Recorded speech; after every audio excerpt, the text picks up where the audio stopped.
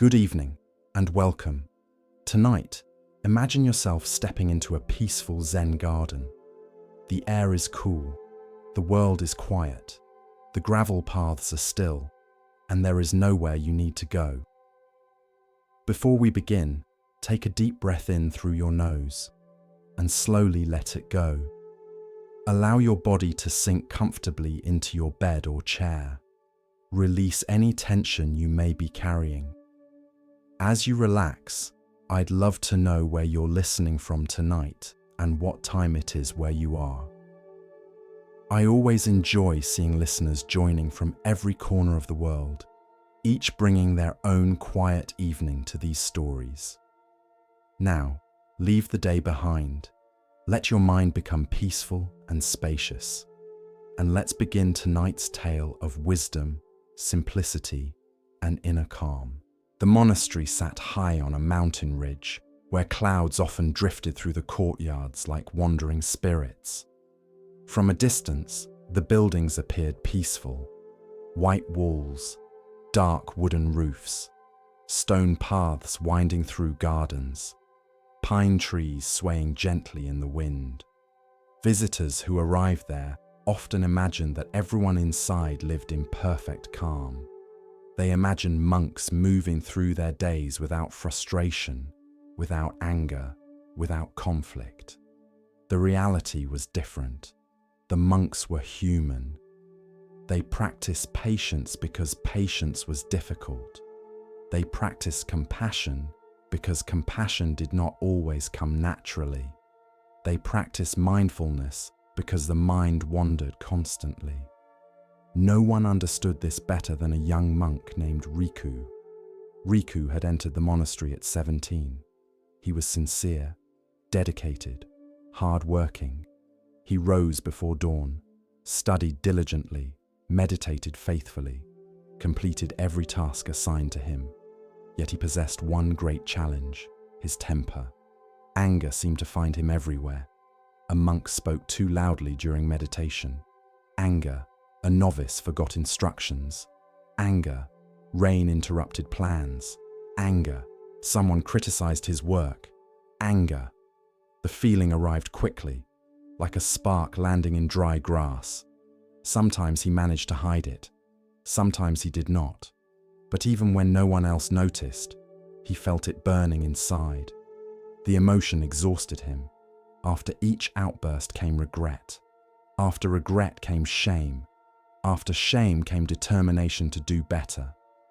Then another irritation appeared, and the cycle repeated. For years, Riku believed the solution was simple. He needed to eliminate anger, destroy it, suppress it, force it away. The harder he tried, the stronger it seemed to become. One autumn morning, the monastery welcomed a new abbot. His name was Venerable Jinen. He was already old when he arrived. His beard was silver, his movements slow, his eyes calm. Many monks expected dramatic teachings, profound lectures, advanced meditation instructions. Instead, the abbot spent much of his time tending gardens, repairing roofs, and drinking tea. At first, some monks found this disappointing. Riku was among them. One afternoon, while carrying firewood, he watched Jinen carefully pruning a tree. The old monk seemed completely absorbed in the task. After nearly an hour, curiosity overcame him. "Master," the abbot looked up. "Yes." "When will you begin teaching?" The old monk smiled. "I am teaching." Riku frowned. "By trimming branches?" "Among other things." The answer felt frustratingly vague. Several weeks later, Riku's temper created another problem. A younger novice accidentally spilled an entire bucket of water across a freshly cleaned floor. Riku had spent hours preparing the hall for an important ceremony. The moment he saw the water spreading across the floorboards, anger exploded. He shouted. The novice froze. His face turned pale. Several other monks stared. Silence filled the room. Immediately afterward, regret arrived. as always. That evening, the abbot requested a conversation. Riku bowed and entered the garden where Jinen sat beside a small bell. The bell hung from a wooden frame. It was old, simple, unremarkable. The abbot motioned for him to sit. For a while, neither spoke. Finally, Jinen asked, "Why are you angry?" The question irritated Riku. Because the novice was careless. The old monk nodded. Perhaps. The young monk continued. He wasted hours of work. Perhaps. The abbot's calmness felt infuriating. Riku sighed heavily. I don't know. Jinen smiled. That is a better answer. The old monk pointed toward the bell. Then he gently struck it. A clear tone filled the garden. The sound lingered in the air, then gradually faded. Silence returned. What caused the sound? The abbot asked. The strike. Jinen nodded. Only the strike? Riku looked confused. What else would cause it? The old monk smiled. The bell. The answer seemed obvious, yet the abbot continued. If there were no bell, could the strike create that sound? No.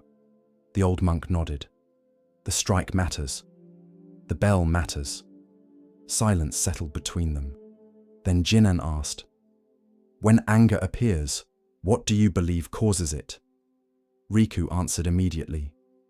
Other people. The abbot laughed softly. That is what most people believe. The conversation ended there, at least outwardly, but the question remained. The following days felt different. Whenever irritation appeared, Riku remembered the bell. Someone spoke during meditation. Anger, strike, and bell. A novice forgot instructions. Anger, strike, and bell. Rain interrupted outdoor work. Anger, strike, and bell. Gradually, he noticed something uncomfortable. The external events varied greatly, yet the emotional reaction often felt remarkably similar. Perhaps the events were not the entire explanation. Several weeks later, another lesson arrived. A merchant visited the monastery seeking guidance.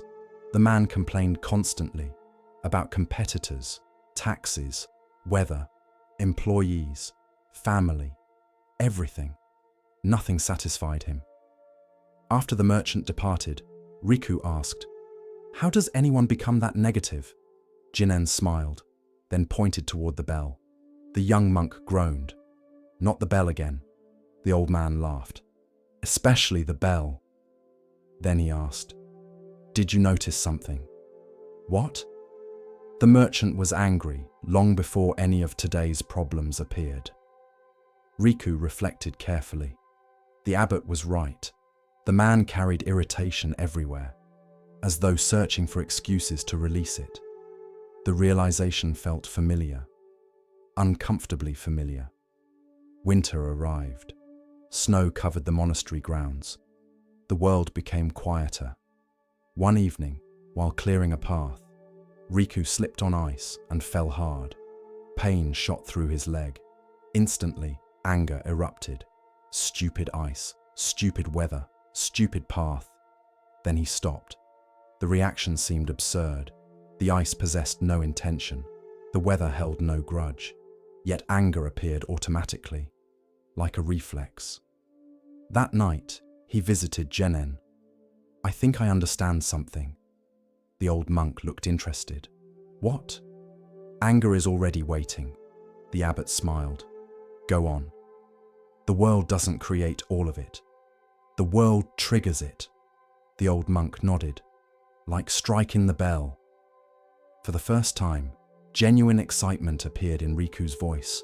The insight felt significant because it shifted responsibility, not blame, responsibility.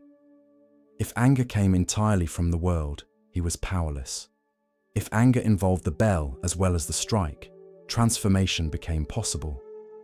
Years passed. Riku practiced diligently, not eliminating anger, observing it. This proved much harder and much more effective. One spring morning, a traveler insulted him publicly. The words stung.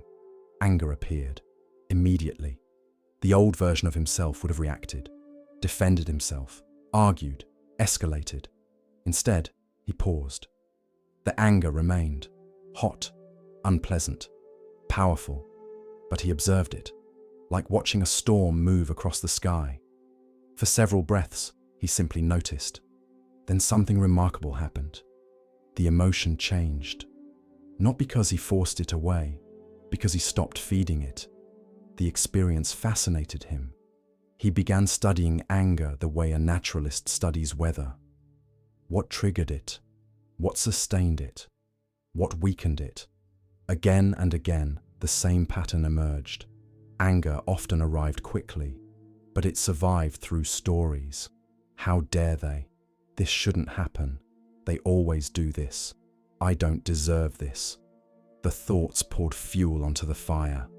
Without the stories, the emotion often faded surprisingly fast. One afternoon, Jinen invited him for tea. The old abbot was becoming frailer. Age had slowed him considerably, yet his mind remained sharp. As they sat together, the abbot asked, "What have you learned?" Riku smiled. "Anger is noisy." The old monk laughed. "Yes." The younger monk continued, "And awareness is quiet." Jinen nodded approvingly. The lesson deepened further over the following years. Eventually, Riku became responsible for teaching younger monks. This proved challenging, very challenging. Novices made mistakes constantly. Instructions were forgotten. Tasks were performed incorrectly. Schedules were disrupted, the perfect environment for irritation. One morning, a young novice accidentally shattered a ceramic bowl that had belonged to the monastery for generations. The sound echoed through the hall. Every monk turned. The novice looked horrified. Riku felt anger rise immediately. Then something else appeared. Awareness. The space between emotion and action. A space he had spent years cultivating. The anger remained. But now he could choose. He looked at the frightened novice, then at the broken bowl. Finally, he smiled. "Are you injured?" The novice blinked. "What?" "Your hands." The boy looked down. "No." "Good." Relief flooded the room. The lesson spread quickly throughout the monastery. Not because Riku had become incapable of anger, because he had learned not to become its servant. Several years later, Abbot Jinen passed away peacefully. The monastery mourned deeply. His teachings had transformed countless lives.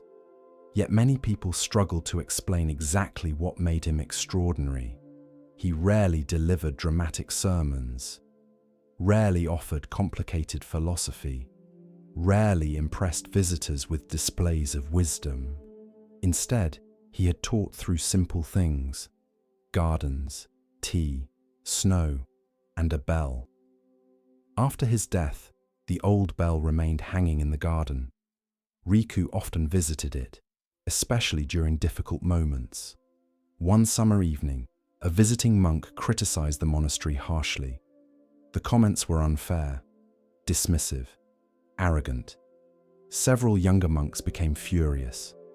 Afterward, they approached Riku. "Why didn't you respond?" The older monk smiled, then led them to the bell. He struck it gently. The familiar tones spread through the air. "What do you hear?" The younger monks listened. "The bell." Riku nodded. The strike mattered. The bell mattered. The lesson continued. Some understood immediately. Others required years. Most people do. Late in life, Riku became abbot himself. Students frequently sought advice regarding anger. Many expected techniques, methods, strategies. Instead, he often began with a question. What happened before the anger? Most people described external events, insults, disappointments, obstacles. Then Riku would ask, and what happened inside? The second question changed everything. because anger rarely emerges from circumstances alone. It emerges from the meeting between circumstances and mind. The strike and the bell. One autumn evening, near the end of his life, Riku sat alone in the garden. The old bell still hung nearby. The monastery had changed over the decades. Buildings repaired, trees planted, students arriving and departing. The bell remained. A young novice approached. "Master." Riku smiled. "Yes?" The novice hesitated. "I get angry all the time." The old abbot laughed warmly. "So did I." The boy looked shocked. "You?" "For many years." The novice sat beside him. "How did you stop?" Riku looked toward the bell, then smiled. "I didn't." The boy frowned. "What?" "I stopped believing anger was the problem." Silence filled the garden. The novice waited. The old monk continued. "Unconscious anger causes suffering. Observed anger becomes a teacher." The wind moved softly through the trees. The bell swayed slightly. Not enough to ring, just enough to move. Riku watched it carefully, then spoke one final lesson. "When the bell rings, listen." The novice looked confused. The bell, the anger. Understanding would come later, as it often does, and perhaps that is the lesson. Most people believe peace comes from eliminating anger, but anger itself is not the enemy. It is a signal, a messenger, a bell. The real question is whether we hear it consciously or become lost inside its sound. The Buddha taught that emotions arise and pass according to causes and conditions. They are visitors, not masters, weather, not identity. The moment anger appears, awareness can appear too. The strike lands, the bell rings, then comes the choice. Will we become the sound, or will we listen to it? For the quiet bell teaches something profound.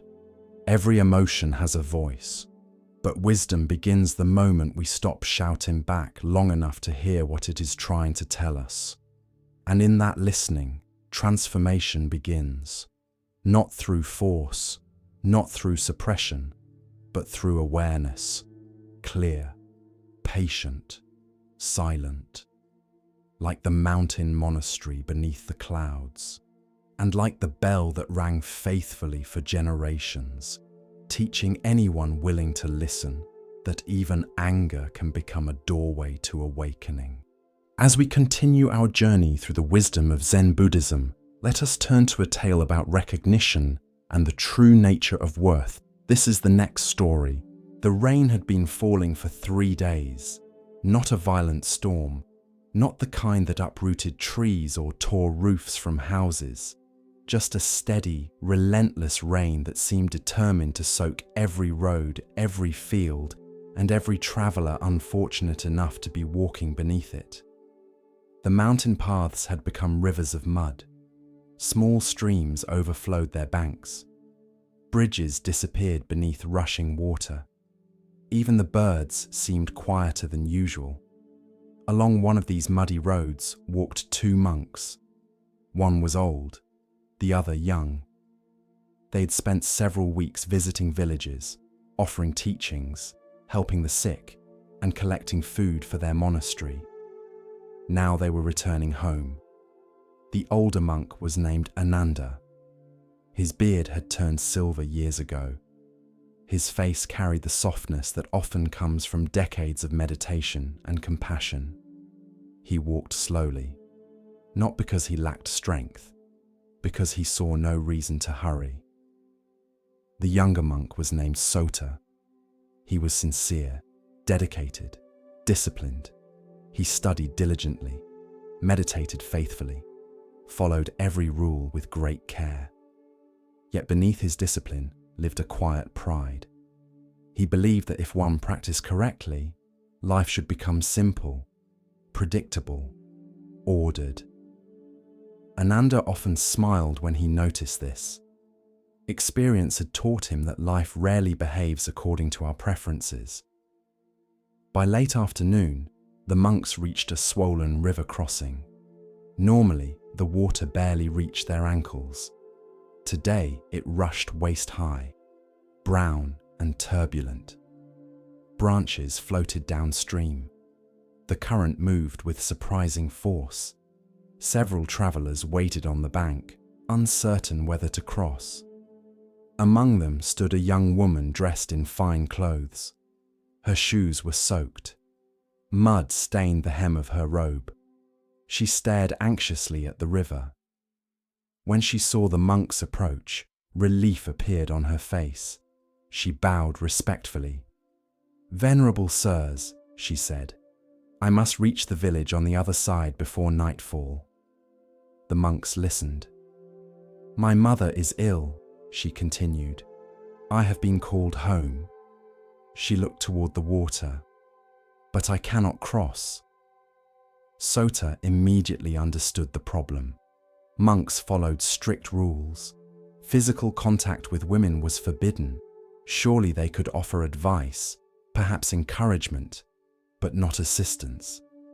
The young monk prepared himself to explain this politely. Before he could speak, Ananda stepped forward. Without hesitation, the old monk bent slightly. "Climb onto my back." The young woman blinked. "What?" "I will carry you across." The travelers stared.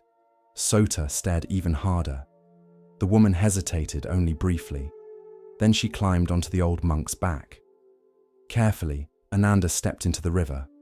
The current pushed against his legs. The water swirled around him. Step by step, he crossed. When he reached the opposite bank, he gently lowered the woman to the ground. She bowed deeply. Tears filled her eyes. "Thank you." The old monk smiled. "Travel safely." Then he continued walking, as though nothing unusual had happened. Sota followed silently. At first, for nearly an hour, neither monk spoke. The rain continued falling softly. The road climbed through a forest of cedar trees. Birds called occasionally from the branches above. Yet inside Sota's mind, a storm had begun. How could Ananda do that? He knew the rules. He taught the rules. He expected others to respect the rules. Yet he had carried a woman on his back in front of everyone. The young monk tried to let the matter go. He failed. The more he thought about it, the more disturbed he became. Eventually, unable to remain silent, he spoke. "Master." Ananda looked up. "Yes?" "The woman." The old monk smiled. "What about her?" Sota frowned. "You carried her." "Yes." "Monks are not supposed to touch women." The old monk nodded. "That is generally true." The answer only increased Sota's frustration. "Then why did you do it?" Ananda walked quietly for several moments. Then he replied, "Because she needed help." Sota felt unsatisfied. The explanation seemed too simple. The road continued winding through the forest. Yet the young monk's thoughts refused to settle. Hours passed. The monastery eventually appeared in the distance. The sun had nearly disappeared behind the mountains. Still, Sota remained troubled. As they approached the gate, he finally stopped walking. "Master." Ananda turned. The young monk took a deep breath. "I still don't understand." The old monk waited patiently. Sota continued. "We have rules for a reason." "Yes." "We are supposed to avoid attachment." "Yes." "We are supposed to be careful." "Yes." "Then why carry her?" Ananda studied his student carefully. Then he asked, "How long ago did we cross the river?" Sota looked confused. "Several hours." The old monk nodded. "I carried her across the river." He smiled gently. "You have been carrying her ever since." The words landed like a stone dropped into still water. For a moment, Sota could not respond. The old monk continued. "The woman needed help. I helped her. Then I put her down." The evening breeze moved through the trees. The monastery bell rang softly in the distance. Ananda looked directly at his student. "Why are you still carrying her?" Sota had no answer, because the question pointed towards something much larger than the river, something much larger than the woman. That night, sleep came slowly. The young monk lay awake listening to the sound of rain upon the roof. Again and again, he replayed the conversation. "Why are you still carrying her?"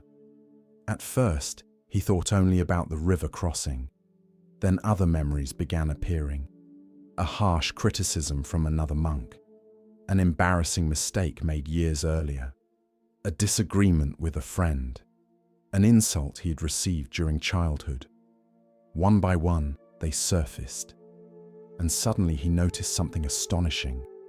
He was carrying all of them, not physically, mentally, emotionally. The people involved had long since moved on. The events had ended years ago, yet within his mind, they remained alive. The burdens continued because he continued carrying them. The realization was deeply uncomfortable. Over the following weeks, the lesson continued unfolding. One morning, while sweeping the monastery courtyard, Sota noticed another monk accidentally knock over a bucket of water. His immediate reaction was irritation, careless, inconsiderate, always making more work. Then he paused. The irritation remained, but now he could see it, like a burden asking to be picked up. For a moment he simply watched it, then returned to sweeping. The feeling faded, not instantly, but much faster than before. Several days later, another monk criticized one of his teachings. Normally, Sota would have replayed the conversation for days, perhaps weeks. Instead, he remembered the woman, the river, the burden. He listened, considered the feedback, accepted what was useful, released the rest. To his surprise, peace arrived much sooner. Months passed. One afternoon, Ananda invited Sota to accompany him into a nearby village. An elderly farmer had requested guidance.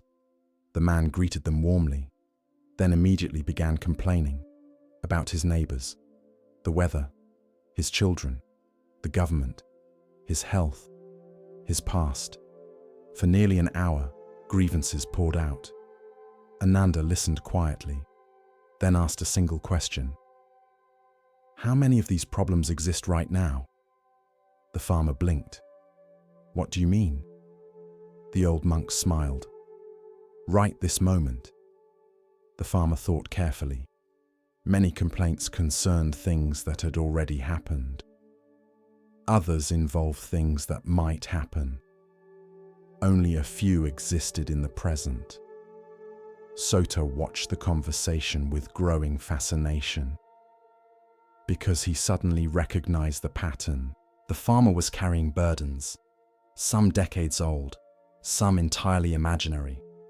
The body sat in the present. The mind dragged the past and future everywhere it went. Later, while walking home, Sota asked, "Do all people do this?" Ananda laughed. "Nearly all." The young monk smiled. "Even monks?" The old man laughed harder. "Especially monks." Years passed. Ananda eventually grew very old. His hair turned white. His movements slowed, yet his calmness deepened. One autumn evening, while sitting beside a pond, Sota asked him, "Master, what is the hardest burden for people to release?" The old monk reflected carefully, then answered, "The image they have of themselves." Sota listened. Most people carry a story about who they are, who they were, who they should have been. The old monk picked up a fallen leaf. Sometimes the story becomes heavier than reality. The leaf drifted onto the water, and yet they continue carrying it. Many years later, after Ananda passed away, Sota became a respected teacher himself. Students often sought him out with problems. Some carried guilt, Some carried resentment. Some carried regret. Others carried fear. One young monk arrived particularly distressed. Another student had insulted him months earlier. The wound remained fresh. Every day he replayed the conversation. Every day the anger returned. When he finished telling the story, Sota smiled gently, then asked, "How long ago did this happen?" 3 months. The teacher nodded. Then he said, "I think you have been carrying someone across a river." The young monk looked confused. Then slowly, very slowly, understanding appeared. The story continued spreading through generations. Students told it to other students. Parents shared it with children. Travelers carried it from village to village. Not because it was really about a woman, or a river, or even 2 monks. It was about something universal. The strange habit humans have of carrying things long after they are no longer needed. A criticism, a mistake, a betrayal, a disappointment, a fear, a memory. The event ends, yet we continue carrying it. The burden remains because we keep lifting it, again and again, day after day, year after year. The Buddha taught that suffering often persists, not because pain exists, but because attachment persists. We cling, we replay, we resist, we refuse to set things down. Yet freedom begins the moment we notice what we are carrying. Not every burden can be released immediately. Some require time, compassion, patience, but they can be released. One moment at a time, one step at a time. Just as the old monk carried the woman across the river, then put her down. The question is simple, but profound. What are you still carrying? And is it time to set it down? The village of Kawa rested beside a restless sea. The ocean shaped everything there. It determined when fishermen worked, when merchants traveled, when storms arrived, when prosperity came, and when hardship followed. The villagers respected the sea. Some feared it. Others loved it. Most learned the same lesson eventually. The sea could never be controlled. Among the fishermen lived a man named Daichi. Daichi was hard-working, intelligent, determined. Yet he possessed one habit that quietly troubled him. He wanted certainty, not possibility, not probability, certainty. He wanted the weather to behave predictably. He wanted fish to appear exactly where expected.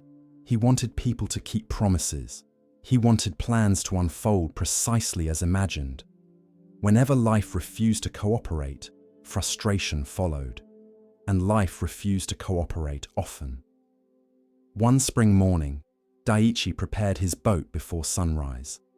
The sky looked clear, the wind gentle, the conditions perfect. He smiled. Finally, a day behaving exactly as planned. Several hours later, dark clouds appeared from nowhere. Strong winds followed, then heavy rain. The sea transformed from calm to violent. Daichi barely returned safely. When he reached shore, he cursed the weather. He cursed the clouds. He cursed the wind. He cursed his bad luck. An elderly fisherman named Sora happened to be repairing nets nearby. The old man listened quietly, then asked, "Did the storm hear you?" Daichi frowned. "What?" "The storm," Sora smiled. "Did it change because you were angry?" The younger fisherman rolled his eyes. "Of course not." The old man nodded. "Interesting." Then he returned to repairing his nets. The answer irritated Daichi, mostly because it contained truth. Over the following years, Daichi became known as a skilled fisherman. Yet he remained perpetually dissatisfied. When catches were small, he worried. When catches were large, he worried about maintaining them. When business was slow, he worried. When business improved, he worried about losing it. Every success created a new concern. Every solution produced another problem. His wife noticed. His friends noticed. Even strangers noticed. Only Daichi failed to see it clearly. One evening, after an especially frustrating week, he sat beside the harbor watching waves strike the shore. Sora approached carrying 2 cups of tea. Without asking permission, the old fisherman sat beside him. For several minutes they watched the ocean. Finally, Sora asked, "What troubles you now?" Daichi laughed bitterly. "Everything." The old man nodded. "That sounds exhausting." "It is." The waves crashed against rocks below. The younger fisherman sighed. The weather changes. The market changes. The fish move. People change. Nothing stays the way it should. Sora smiled. "There is your problem." Daichi looked at him. "What?" "The way it should." The next morning, Sora invited Daichi onto his boat. The old fisherman rarely took companions. Curiosity persuaded the younger man to accept. They sailed before dawn. The sea appeared calm, the sky clear, the air cool and pleasant. Several hours passed peacefully. Then the wind shifted. The boat began rocking more aggressively. Dark clouds gathered. A storm threatened. Daichi immediately became anxious. "We should turn back." Sora continued adjusting his sail. "We may. The weather is changing." "Yes. Aren't you worried?" The old fisherman smiled. "The weather has always changed." The answer felt ridiculous. Of course, weather changed. That wasn't the point. But Sora seemed unconcerned. Eventually he said, "Most suffering comes from arguing with reality." Daichi stared. "What does that mean?" The old man pointed toward the wind. "Can you stop it?" "No." "Can you command it?" "No." "Can you negotiate with it?" "No." Sora nodded. "Then why spend so much energy wishing it were different?" The younger fisherman fell silent, because he realized he did exactly that, constantly. Several weeks later, another lesson arrived. Daichi spent days preparing for an important fishing expedition. The conditions appeared perfect. The equipment was ready. The timing ideal. Everything aligned beautifully. Then, on the morning of departure, he became ill. A fever forced him to remain home. The opportunity vanished. He was furious. For days he complained. The unfairness, the bad timing, the wasted preparation. Then news arrived. The expedition encountered severe weather. Several boats were damaged. One nearly sank. The realization unsettled him. What appeared disastrous had protected him. The pattern felt familiar. A memory surfaced. A story Sora once told. A fisherman cannot see the entire ocean from one wave. Perhaps life worked similarly. Months passed. Daichi slowly began noticing something. Reality caused difficulties, but resistance multiplied them. Rain was inconvenient. Complaining about rain created additional suffering. A delayed shipment was frustrating. Obsessing about the delay created more frustration. An argument hurt. Replaying it repeatedly hurt even more.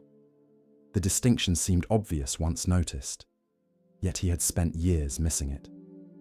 One afternoon, he visited Sora. "I think I understand." The old fisherman smiled. "Wonderful." "What?" Daichi looked toward the sea. "I keep trying to catch the wind." The old man laughed, a deep, joyful laugh.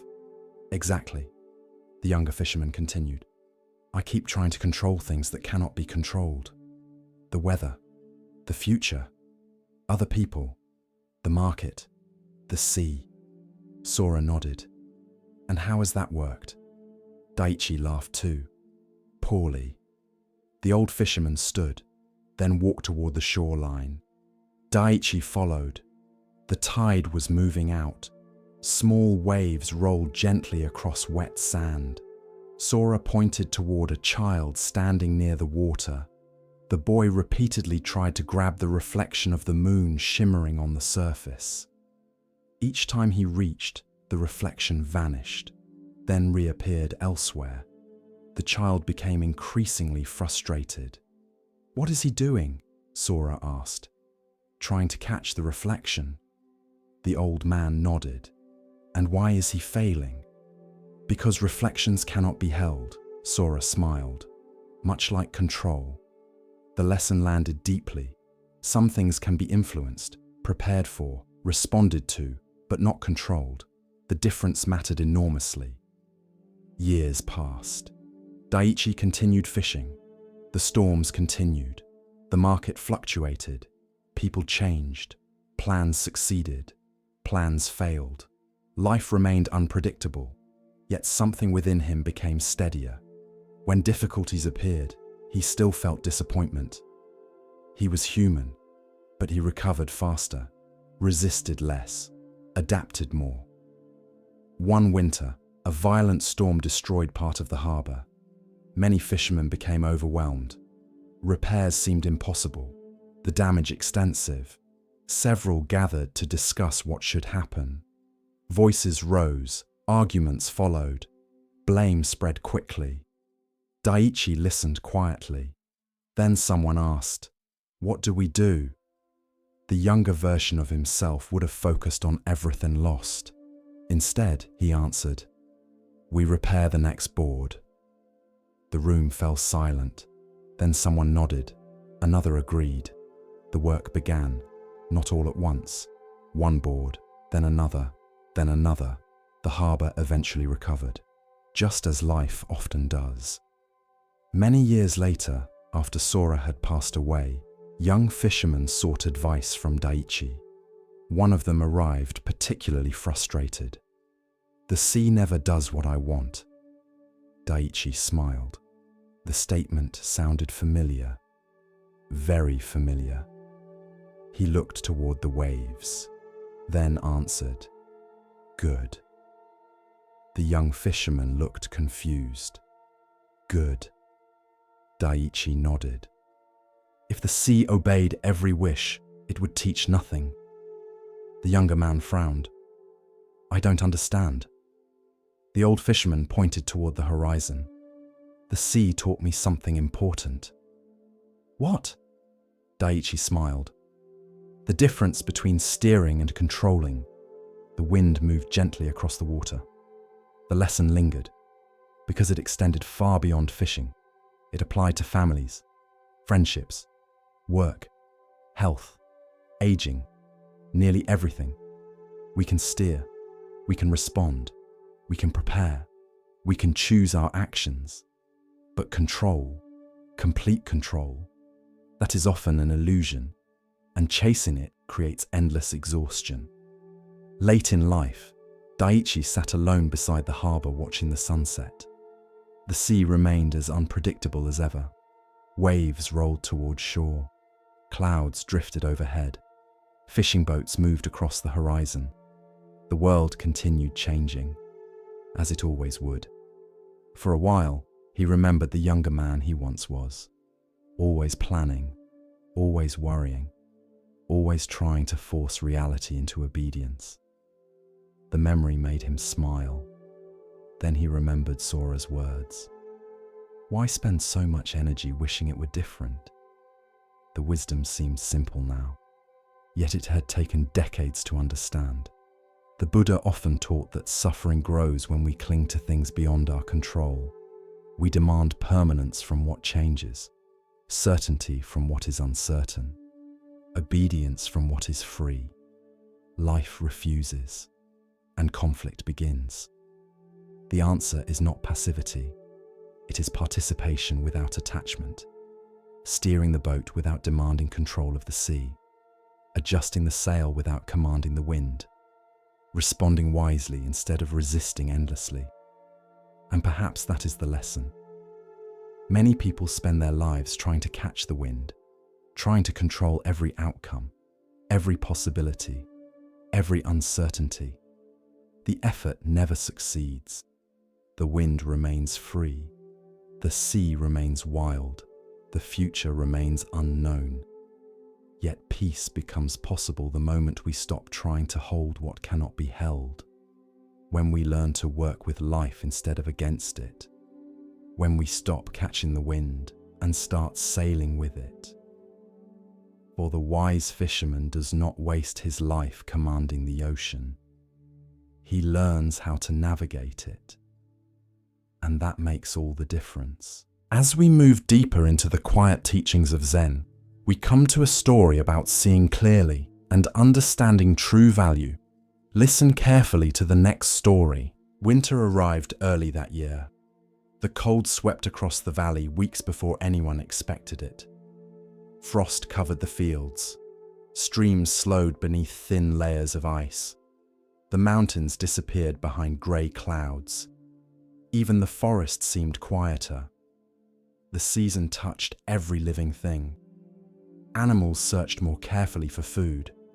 Farmers worried about crops. Travelers shortened their journeys. The long, bright days of summer felt very far away. Among the creatures living in the valley was a small bird named Luma. She was not remarkable by most standards. Her feathers were plain brown. Her wings were average. Her song was soft. If hundreds of birds gathered in the same tree, few would notice her. Yet Luma possessed something unusual. She continued singing in winter. Not constantly, not loudly, but consistently. When snow covered the ground, she sang. When cold winds swept through the trees, she sang. When grey skies lingered for days, she sang. The habit puzzled many animals. Some admired it, others considered it foolish. One particularly cold morning, a crow named Raku landed beside her branch. The crow shook snow from his feathers, then looked at the little bird. "You still sing?" Luma smiled. "As often as I can." The crow glanced toward the frozen valley. "Why?" The bird tilted her head. "Why not?" Raku laughed. "Look around." The trees stood bare. The fields were frozen. The sky remained grey. "What exactly are you singing about?" Luma considered carefully, then answered, "Spring." The crow stared. "Spring is months away." "Yes." "Then why sing about it now?" The little bird looked toward the horizon. "Because winter already knows about itself." The answer confused him, and because it confused him, he dismissed it. Many people do the same with wisdom. Not far from the forest lived a young woodcutter named Harrow. The previous year had been difficult, very difficult. His father had become ill. His family's income had shrunk. Several important plans had failed. The future looked uncertain. The weight of responsibility seemed to grow heavier every month. Harrow rarely complained, but inside, discouragement slowly accumulated. The winter only made things worse. Each day felt grey. Each task felt heavier. Each challenge felt larger. One morning, while gathering firewood near the forest, he heard a faint sound. At first, he assumed it was the wind. Then he realized it was singing. The song seemed strangely out of place. The valley looked frozen, silent. Yet somewhere nearby, a bird was singing. Curious, he followed the sound. Eventually, he found Luma perched on a branch. The little bird sang softly despite the cold. The sight irritated him, not because he disliked birds, because the song felt unrealistic. How could anything feel cheerful in weather like this? The young woodcutter shook his head, then returned to work, yet the sound stayed with him. Several days later, he heard the bird again, and again, and again.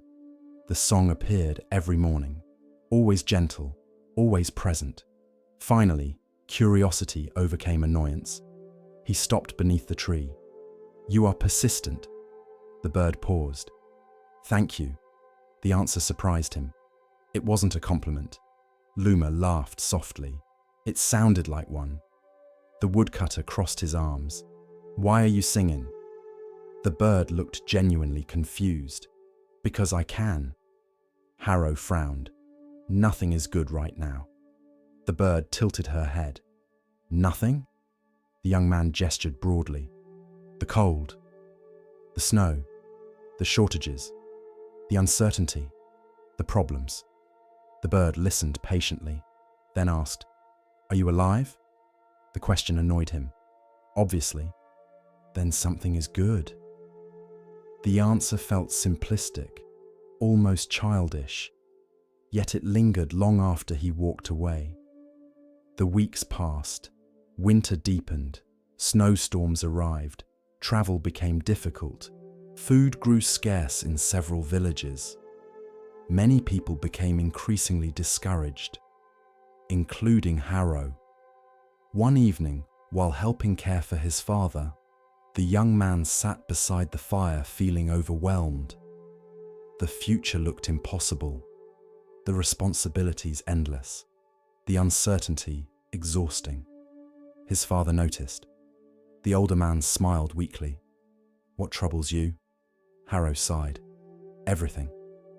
The answer sounded familiar. His father laughed softly. "It usually does at your age."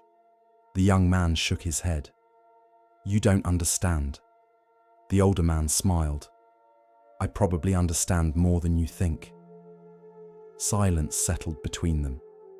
Then his father asked, "Have you heard the bird?" The question startled him. "The bird?" "The one singing every morning." Harrow nodded reluctantly. His father smiled. "I like that bird." "Why?" The old man looked toward the dark window. "Because she remembers something." "What?" The answer came quietly. "Winter is not permanent."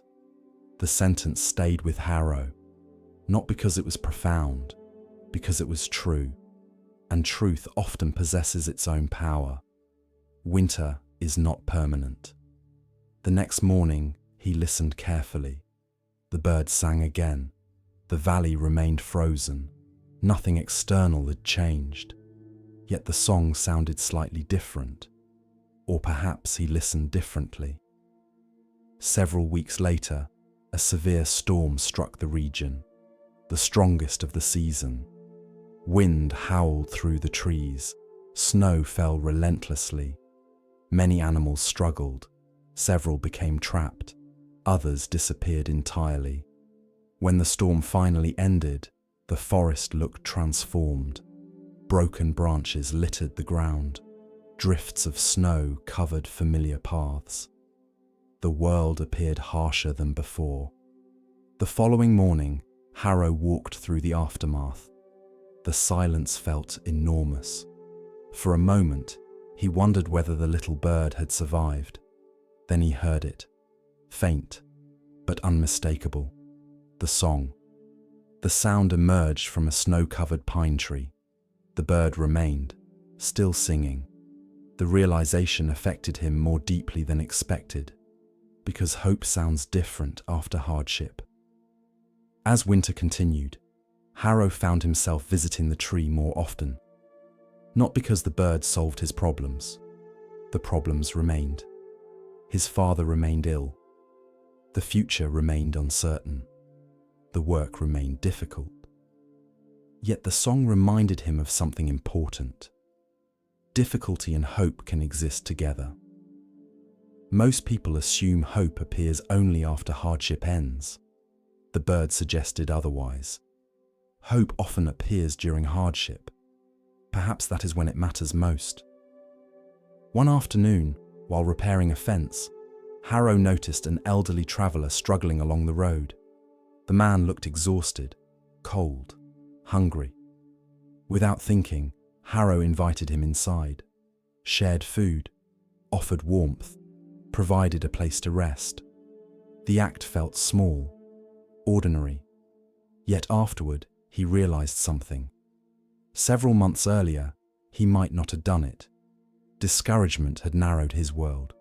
The bird's song had slowly widened it again, not dramatically, gradually, like dawn. Eventually, the first signs of spring appeared.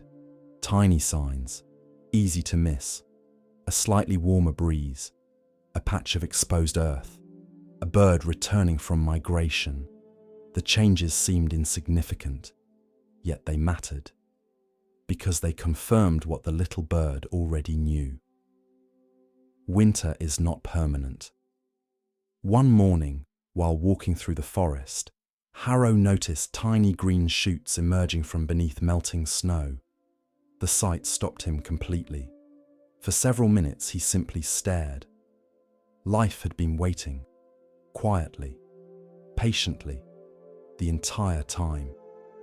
The realization felt strangely emotional, not because of the plants, because he recognized the same truth inside himself. Hope had survived too. The weeks passed, spring strengthened, the valley transformed, ice melted, rivers flowed freely, trees awakened, flowers appeared, birdsong filled the air. The long winter finally released its grip. One morning, Harrow stood beneath the tree where he first heard Luma sing. The little bird remained there. The valley around them looked completely different. The young man smiled. "You were right." The bird tilted her head. "About what?" "Spring." Luma laughed. "I wasn't predicting it." The answer surprised him. "What do you mean?" The bird looked toward the green hills. Spring was always coming. The simplicity of the statement carried unexpected wisdom. The seasons had never forgotten their path. Only people did. Years passed. Harrow eventually became known as one of the most respected men in the valley. Not because life became easy, it did not. Challenges continued, loss continued, change continued. Yet he developed a reputation for steady optimism, not blind optimism, not denial, something deeper, a confidence that difficult seasons eventually change. Whenever younger people asked how he remained hopeful, he often told them about the bird that sang during winter. Most listeners assumed the story was about positivity. It wasn't. It was about perspective. The bird never denied winter. She simply remembered spring. Both truths existed simultaneously. Late in life, Harrow climbed the same forest path one final time. His hair had turned grey, his movements had slowed. The tree still stood, though the original bird was long gone.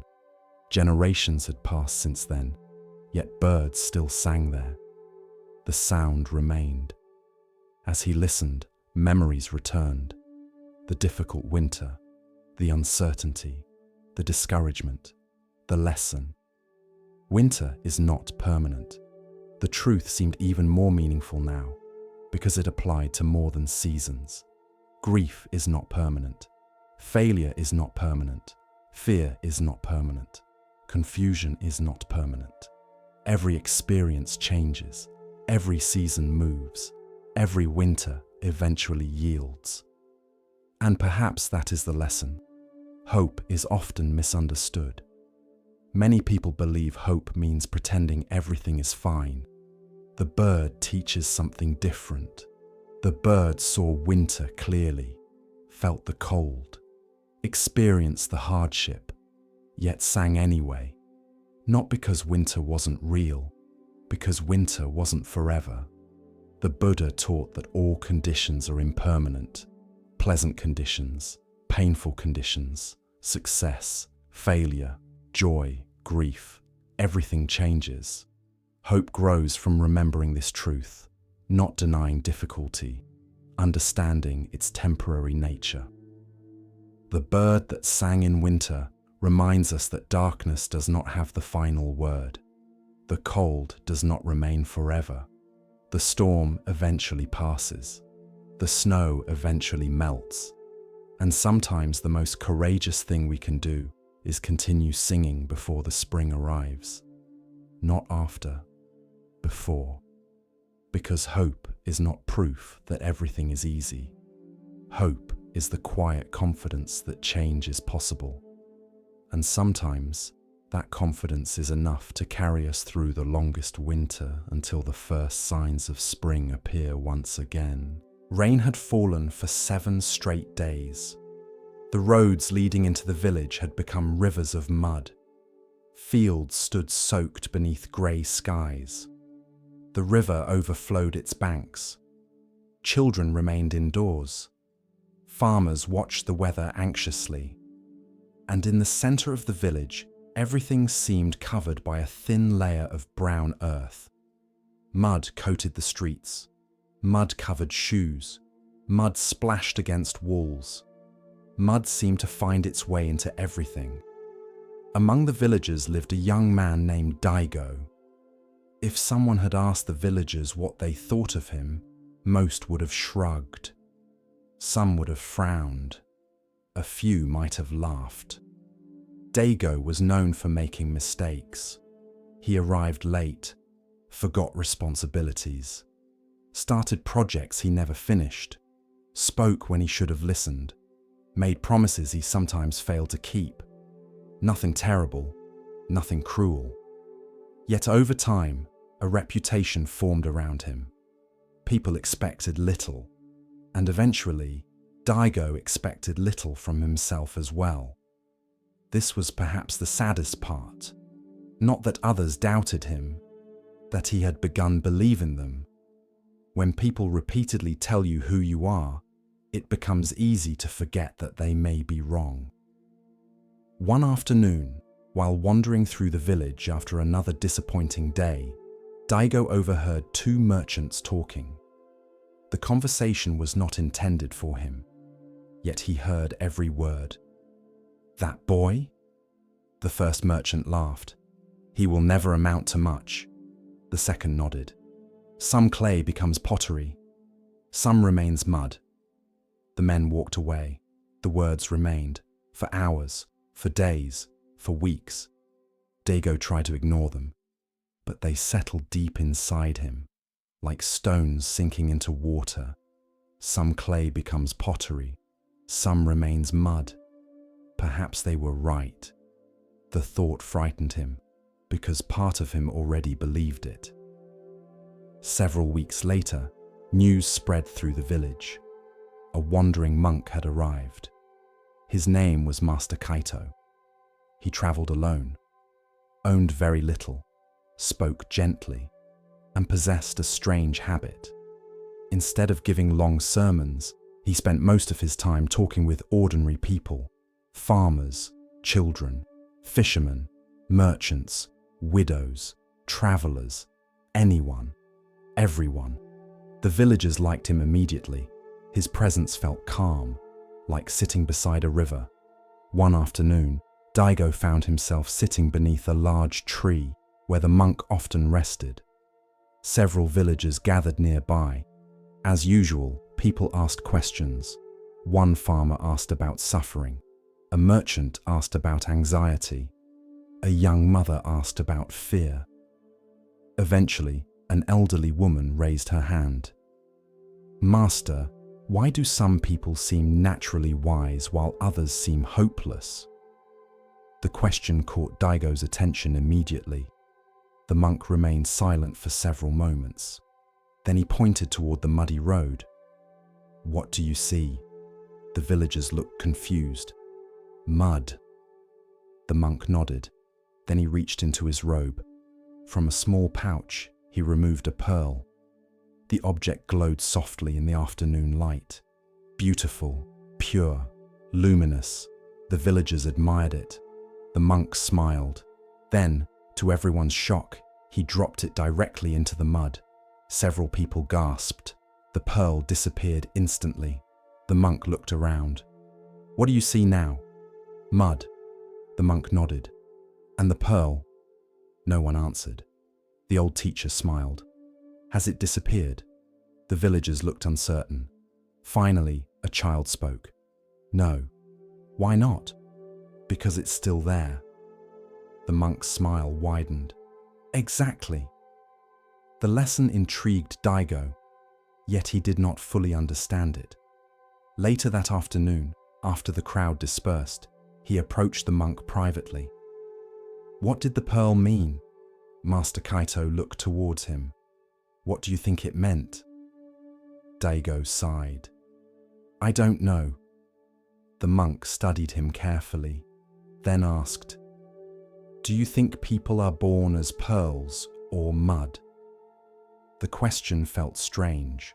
Daigo shrugged. "Some people seem better than others." The teacher nodded. "Better at what?" The younger man hesitated. The answer seemed obvious at first, then less obvious. The monk smiled. A seed and a tree look very different, yet both contain the same life. The words lingered, though their meaning remained unclear. Over the following weeks, Daigo found himself returning to speak with the monk. Not because he sought enlightenment, because he enjoyed the conversations. The teacher rarely gave direct answers. Instead, he asked questions that followed him home, questions that appeared unexpectedly while working, questions that slowly changed how he viewed himself. One evening, Daigo confessed something. "I think something is wrong with me." The words emerged quietly, almost unwillingly. The monk listened patiently, then asked, "Who told you that?" The question surprised him. "No one." The monk waited. Daigo looked away, then sighed. "Many people." The teacher nodded. "And how many times have you repeated their words to yourself?" The silence answered for him. "Thousands, perhaps more." The realization felt uncomfortable, because he suddenly understood something. Many of the judgments hurting him no longer belonged to others. They belonged to him. He carried them, repeated them, protected them, fed them. The prison door stood open, yet he remained inside. One morning, the monk invited Daigo to accompany him on a walk. The path followed the river beyond the village. Recent rains had left much of the ground muddy. As they walked, they encountered a farmer attempting to pull a cart from deep mud. The wheels refused to move. The horse struggled. The farmer grew frustrated. Without hesitation, Master Kaito stepped forward to help. So did Daigo. Together they pushed, pulled, strained. Eventually, the cart broke free. The farmer thanked them repeatedly, then continued on his way. The monk smiled. The younger man smiled too. Helping felt surprisingly good. Several minutes later, the teacher asked, "What were you thinking while helping?" Daigo frowned. "What do you mean? Were you worrying about your reputation?" "No." "Were you thinking about your failures?" "No." "Were you comparing yourself to others?" "No." The monk nodded. "You were simply helping."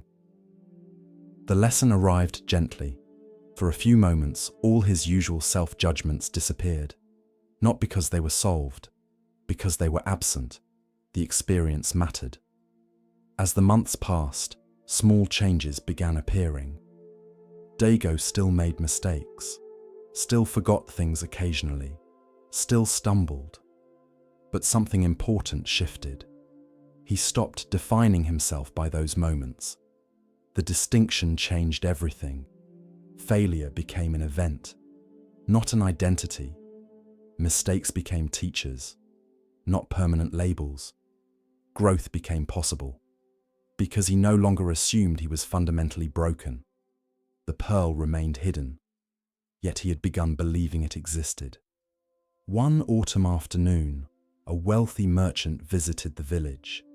The man possessed fine clothing, expensive horses, numerous servants. His arrival attracted considerable attention.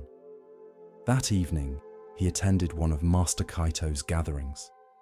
During the discussion, the merchant asked, "Do you believe everyone possesses wisdom?" The monk nodded. "Yes." The merchant laughed. "Even fools?" The teacher smiled. "Especially them." The crowd laughed. The merchant frowned. The monk continued.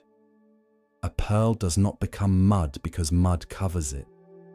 The lesson landed immediately, not only for the merchant, for Dago too, because he realized how often people confuse appearance with essence, circumstance with identity, behavior with potential. The distinction mattered enormously. Winter arrived, snow covered the village, the roads grew quiet, life slowed. One evening, a serious problem emerged. A section of the riverbank collapsed after heavy weather. Several homes became threatened. The villagers organized emergency repairs. Everyone contributed. Farmers, merchants, carpenters. Children carried supplies. Elders prepared food. The entire community worked together, including Daigo. For 3 days, he labored tirelessly, moving stones, digging trenches, reinforcing the bank. When the danger finally passed, the village celebrated. Several people approached him, thanked him, praised his effort. The attention felt unfamiliar, yet something mattered more. For the first time, he respected himself, not because others approved, because he had seen what he was capable of. The pearl felt slightly less hidden. Several weeks later, Master Kaito prepared to leave. The announcement saddened many villagers, especially Daigo. On the teacher's final evening, the young man approached him. "I don't want you to go." The monk smiled. "I was always going." The answer made him laugh despite himself. Then he grew serious. "What if I forget everything?" The old teacher shook his head gently. "You won't. How can you know?" The monk looked toward the snowy road, then answered, "Because I didn't give you anything." The younger man frowned. "What do you mean?" The teacher's eyes softened. The pearl was already there. Silence filled the space between them. The lesson felt complete. Not finished, complete. There is a difference. Years passed. Daigo matured. The village changed. Children became adults. Adults became elders. Life unfolded as it always does. The young man who once believed he was worthless gradually became someone others respected. Not because he became perfect, he didn't. Not because he became famous, he didn't. Because he learned to see himself clearly. And people who see themselves clearly often become capable of seeing others clearly too. One spring morning, a young girl approached him. She looked upset, deeply upset. After listening carefully, he discovered the problem. Several children had mocked her, told her she wasn't smart, told her she wasn't talented, told her she wasn't good enough. The words sounded painfully familiar. For a moment, Daigo saw his younger self. Then he smiled and told her a story about a pearl hidden in the mud. Many years later, after Daigo's hair had turned grey, villagers often sought his advice. The irony never escaped him. The boy once considered hopeless had become someone others trusted. One evening, while sitting beside the river, he reflected on his life. The mistakes, the lessons, the growth, the people who helped him. Most of all, he remembered the pearl, not the object, the truth behind it, the truth that changed everything, the realization that worth and appearance are not the same. Potential and present circumstances are not the same. Essence and behavior are not the same.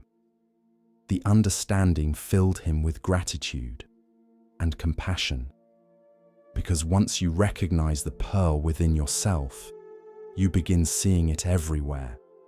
And perhaps that is the lesson. The Buddha taught that every being possesses the capacity for awakening. Not just monks, not just scholars, not just saints, everyone. This teaching is sometimes called Buddha nature. The pearl hidden in the mud reminds us that our deepest value is not destroyed by confusion, failure, fear, or ignorance. It may become hidden, covered, forgotten, but not destroyed. The world often labels people quickly: successful, failure, gifted, hopeless, wise, foolish. Yet these labels rarely tell the whole story. A pearl covered in mud remains a pearl. A seed beneath the soil remains a seed. Potential continues existing even when invisible. The task is not creating the pearl. The task is uncovering it. Through patience, practice, compassion, understanding, and perhaps most importantly, through refusing to believe every judgment that passes through our minds. For beneath the mud of fear, doubt, and conditioning lies something luminous, something whole, something that has been there from the beginning, waiting patiently, like a pearl beneath the surface, until the day we finally remember to look. With each step on the Zen path, a new lesson unfolds. Now we turn to a story about recognition, of self, of others, and of what truly matters. Listen carefully to the next story. In a quiet monastery nestled among cedar-covered hills, there lived a young monk named Ren. The monastery was known throughout the region for its beautiful courtyard. At the center stood an ancient maple tree whose branches stretched wide above the stone paths. In spring, the tree produced tender green leaves. In summer, it provided cool shade. In autumn, its leaves turned brilliant shades of gold, orange, and crimson. Visitors often stopped simply to admire it, but every autumn, the tree created a problem. Its leaves fell constantly. Thousands upon thousands of leaves drifted from the branches. They covered the walkways. They filled the corners of the courtyard. They gathered around the temple steps. No matter how often the monks swept, new leaves would appear. The task seemed endless. Among the monastery residents, no one disliked this work more than Ren. Every morning before sunrise, he carried a broom into the courtyard. Every morning he swept piles of leaves into neat rows. And every morning before he even finished, more leaves floated down from above. The sight frustrated him. "It never ends," he often muttered. By midday, leaves returned. By evening, even more arrived. The next day, the process began again. To Ren, the work seemed pointless. He dreamed of more important responsibilities. He wanted to study profound teachings. He wanted to meditate for long hours. He wanted to discuss enlightenment with wise masters. Instead, he spent his mornings sweeping leaves. One chilly autumn day, Ren's frustration finally reached its limit. As he swept yet another pile of leaves, a gust of wind scattered them across the courtyard. The neat pile disappeared instantly. Leaves danced through the air. Some landed exactly where he had started. Ren slammed the broom against the ground. "This is ridiculous." An elderly monk named Jikan happened to be walking nearby. He stopped and watched quietly. "What troubles you?" he asked. Ren sighed. "The leaves." Jikan looked around. "They seem harmless enough. Not the leaves themselves. The sweeping." The old monk nodded. "Tell me more." Ren gladly did. For several minutes, he described his frustration. The work felt repetitive. The results never lasted. Nothing was ever truly completed. Every accomplishment disappeared almost immediately. When he finished, Jikan remained silent. Then he asked a simple question. "When you sweep, where is your mind?" Ren frowned. "What do you mean?" "While your hands hold the broom, where does your attention go?" The young monk thought for a moment. "I think about other things." "Such as?" The future. My studies. What I would rather be doing. The old monk smiled gently. I see. That was all he said. Then he continued walking. Ren stared after him. The answer felt unsatisfying. In fact, it barely seemed like an answer at all. The following morning, Ren returned to the courtyard. The leaves had fallen heavily overnight. Golden and red leaves covered nearly every stone. He picked up his broom with a sigh. Then he remembered Jikan's question. When you sweep, where is your mind? Curious, he decided to experiment. Instead of thinking about tomorrow, he focused on the broom. He noticed the sound of the bristles brushing across stone, the soft, scraping rhythm, the texture of the wooden handle beneath his hands, the movement of leaves gathering together. For a few moments, he paid attention only to sweeping. Then his mind wandered again. He started thinking about breakfast. A few moments later, he remembered. He returned to the broom. Then his thoughts drifted toward future responsibilities. Again he returned. Then he remembered a conversation from the previous day. Again he returned. The pattern repeated constantly. Attention, distraction, attention, distraction. At first, he found this annoying. But slowly something changed. The work felt slightly less burdensome. The leaves remained the same. The broom remained the same. Yet the experience felt different. Several days later, Ren sought out Jikan. I tried your suggestion. The old monk smiled. And? It helped. A little. Jikan nodded. A little is enough. The young monk sat beside him. But I still don't understand. The old monk waited patiently. If sweeping leaves can be mindfulness practice, then what can't be? Jikan's eyes brightened. Excellent question. The old monk looked toward the courtyard. Then he said, that is exactly the right question. Over the following weeks, Jikan began teaching Ren in unusual ways. One day he asked him to wash bowls. Another day he asked him to carry water. Another day he asked him to weed the garden. Each task seemed ordinary, yet after every activity, Jikan asked the same thing. Were you present? Not. Did you finish quickly?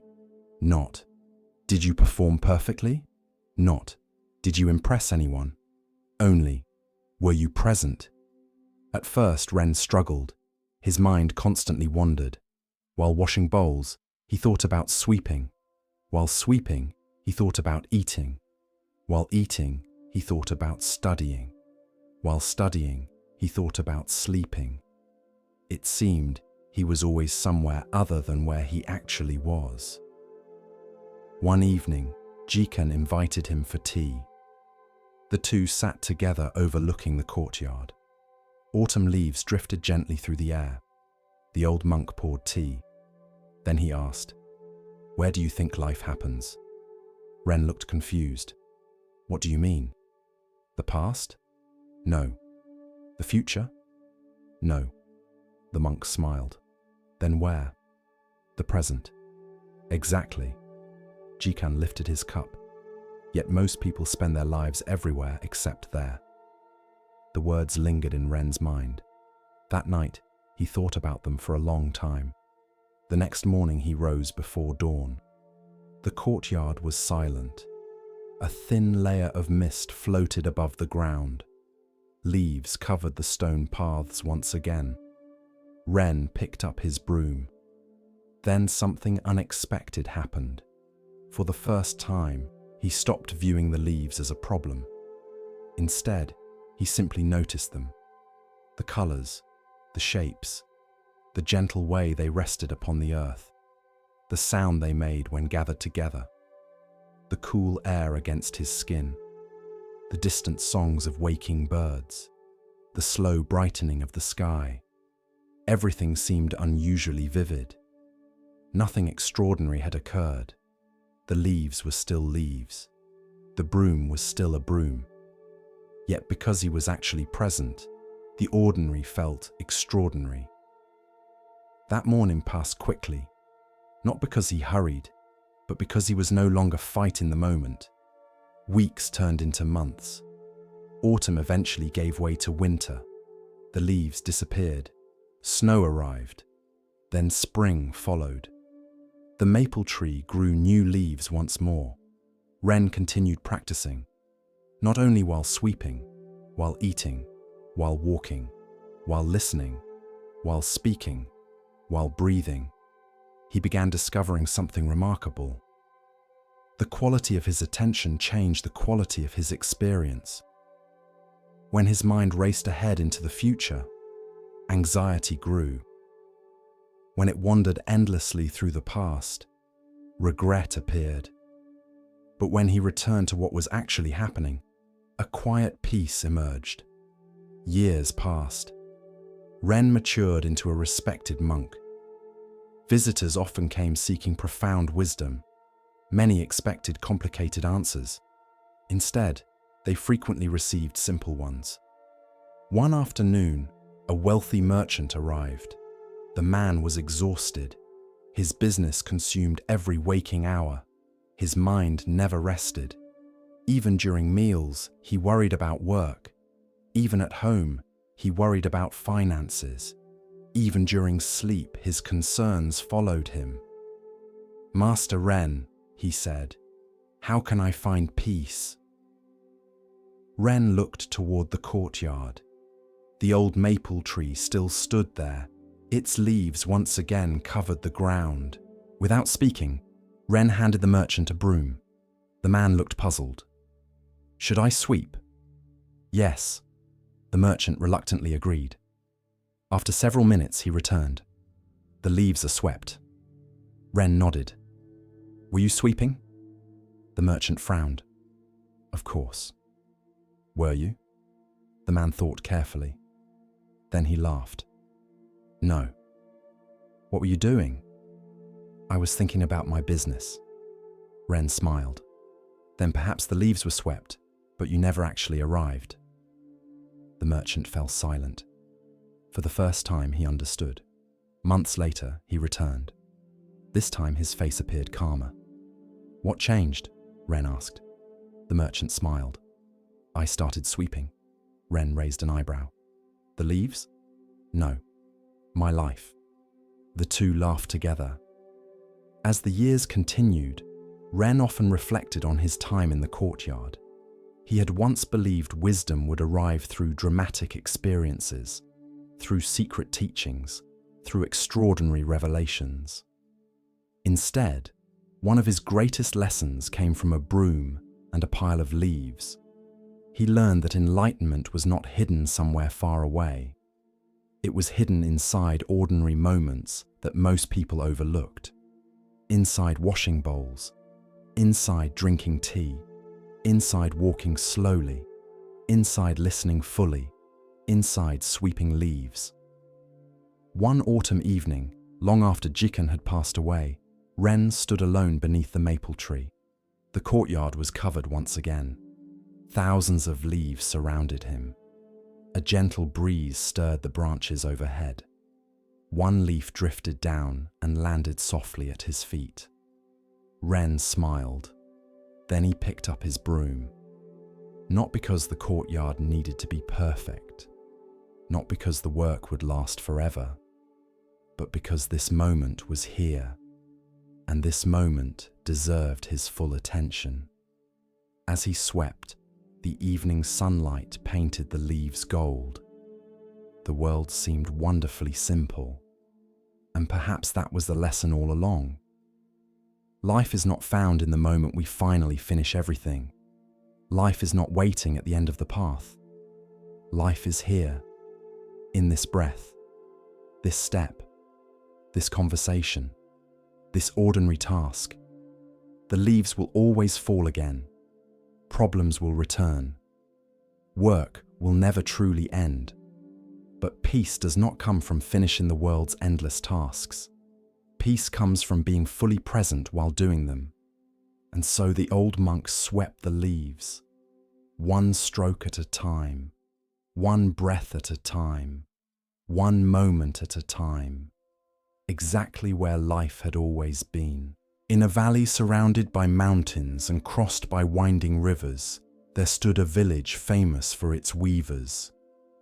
The people there created some of the finest cloth in the region. Their fabrics were known for their beauty, strength, and intricate patterns. Merchants traveled great distances to purchase them. Kings wore them, temples displayed them, families passed them down through generations. Among all the weavers in the village, none was more respected than an elderly woman named Hana. Her work was extraordinary. The colors seemed alive. The patterns appeared almost magical. Many visitors believed her skill came from decades of experience. Others thought she possessed some secret technique. Whenever people asked how she created such beautiful cloth, Hana would simply smile. Then she would say, "I pay attention to the threads." Most assumed she was speaking about weaving. In truth, she meant something else entirely. One spring, a young man named Sora arrived in the village hoping to become her apprentice.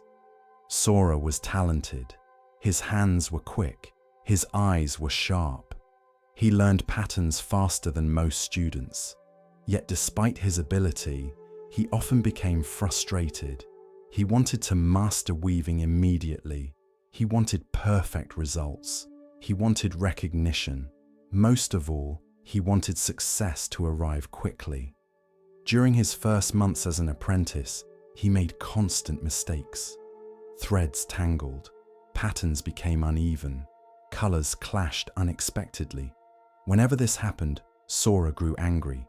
He blamed poor materials, bad luck, distractions, anything except his own impatience. One afternoon, after unraveling several hours of work ruined by a mistake, he slammed his hands against the loom. "This is pointless." Hana looked up from her weaving. "What is?" "All of it." The elderly woman waited. "The pattern keeps falling apart." She nodded. "And why do you think that is?" "Because one thread was wrong." Hana smiled. "Only one?" Sora frowned. "What do you mean?" The old woman motioned him closer. Together they examined the cloth. At first glance, the mistake seemed small. A single thread crossed where it should not have. Yet as Hana pointed further into the pattern, Sora noticed something surprising. The error had affected many other sections. One misplaced thread had gradually altered everything around it. The pattern remained recognizable, yet subtle distortions spread throughout the cloth. Hana traced the design gently with her finger. "Nothing stands alone." The words seemed simple, yet she spoke them with unusual seriousness. That evening, Sora thought about the lesson, a single thread influencing an entire design. The idea lingered. Days later, he joined several villagers repairing a bridge damaged by winter storms. The work required many people: carpenters, farmers, laborers. Even children carried supplies. At one point, Sora watched an elderly man carefully hammer a single wooden peg into place. The task seemed insignificant compared to the rest of the bridge. Yet later, he learned that without the peg, an entire support beam would have failed. Again, he remembered Hana's words, "Nothing stands alone." Several weeks afterward, another lesson arrived. A drought affected nearby villages. Water became scarce. Tension grew.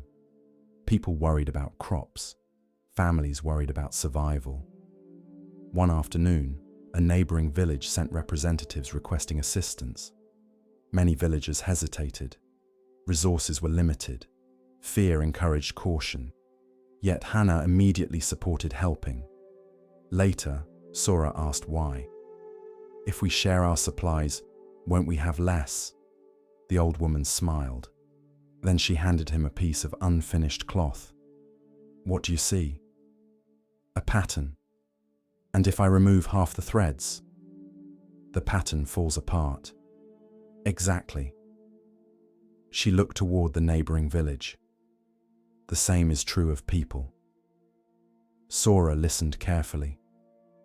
We imagine ourselves separate. We imagine our lives belong only to us. We imagine our actions affect only ourselves. The old woman shook her head. But life is woven differently. The lesson puzzled him, yet over time, its meaning slowly revealed itself. Months passed. Summer arrived. The drought worsened. The village shared what resources it could. At first, some people complained, others worried. Yet something unexpected happened. When heavy rains finally returned, the neighboring villages remembered the kindness they had received. Months later, when floods damaged parts of Sora's village, help arrived from every direction. Food, labor, materials, support. The generosity that had once flowed outward now flowed back, like a thread completing a pattern. One evening, while weaving beside Hana, Sora mentioned this observation. The old woman nodded. "The world is full of invisible threads." He looked up. "What do you mean?" Instead of answering immediately, Hana walked to a nearby window. The sun was setting. Golden light filled the room. The village below glowed warmly. Children played in the streets. Smoke rose from cooking fires. Dogs barked in the distance. The old woman pointed toward the scene. "Look carefully," Sora did. "What do you see?" "People." "What else?" "Houses, roads, animals." The old woman smiled. "Look deeper." He remained silent. Then she continued. "The farmer depends on the rain. The baker depends on the farmer. The merchant depends on the baker. The child depends on the parent. The parent depends on the community." Her voice remained soft, yet every word seemed important. The entire village exists because countless lives support one another. She turned back toward the loom. Like threads. For the first time, Sora began to glimpse what she meant. The realization deepened several years later. By then, he had become an accomplished weaver. People praised his work. Merchants sought his fabrics. His reputation spread beyond the valley. One autumn, a wealthy noble commissioned an enormous tapestry. It would be displayed in a palace. The project required months of effort. Sora devoted himself completely. Every detail mattered. Every thread was carefully chosen. Finally, after many months, the tapestry was completed. It was magnificent. Perhaps the finest work he had ever created. The noble was delighted. The payment was generous. Everyone celebrated. Yet that evening, while sitting alone beside the river, Sora felt strangely unsettled. The feeling surprised him. He had achieved exactly what he once desired. Recognition, success, respect. Why then did it feel incomplete? The following morning, he visited Hana. By now she was very old. Her hands moved more slowly. Her eyesight had weakened, yet her presence remained steady. After listening to his concerns, she asked, "Who helped create the tapestry?" Sora looked confused. "I did." The old woman raised an eyebrow. "Did you?" The question lingered. Then she began naming people. The shepherd who cared for sheep, providing wool. The dyers who created colors. The carpenters who built looms. The merchants who transported materials. The teachers who shared knowledge.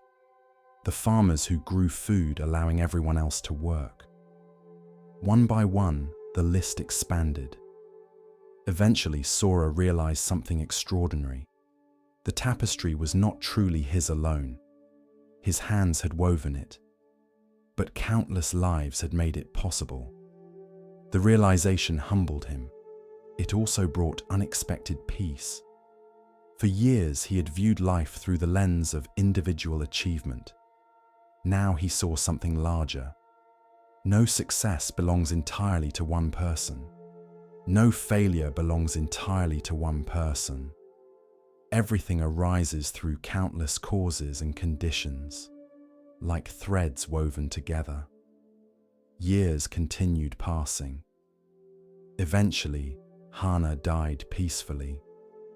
The entire village mourned her passing. At her funeral, many people shared stories. Some remembered her kindness. Others remembered her wisdom.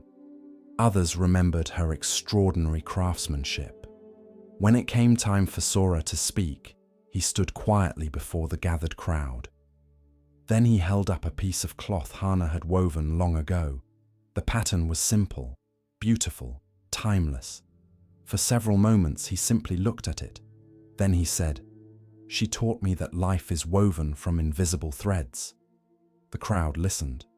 We often see only ourselves, our goals, our struggles, our achievements. He ran his fingers across the fabric. But every life touches countless others. Every act of kindness, every word, every choice. We are constantly weaving one another's lives. Silence settled over the gathering. The lesson felt especially clear in that moment. Years later, when Sora himself became an elder teacher, students often asked for the secret to Hana's wisdom. Rather than giving long explanations, he usually brought them to the loom. There, he would hand them a single thread. Then he would ask, "What happens if I remove this?" Most students answered, "Very little." Then he would begin unraveling part of a pattern, slowly, patiently, until they saw the truth. One thread rarely remains only one thread. Everything connects, everything influences, everything participates, like rivers flowing into oceans, like roots beneath a forest, like stars within a night sky, like threads within a tapestry. And perhaps that is the lesson. We often imagine ourselves separate from one another, separate from nature, separate from the world, separate from life itself. Yet separation is often an illusion. Every breath depends on trees. Every meal depends on countless hands. Every friendship changes both people involved. Every kindness ripples outward. Every action becomes part of a larger design. We are all weavers, whether we realize it or not. Each thought, each word, each action, a thread.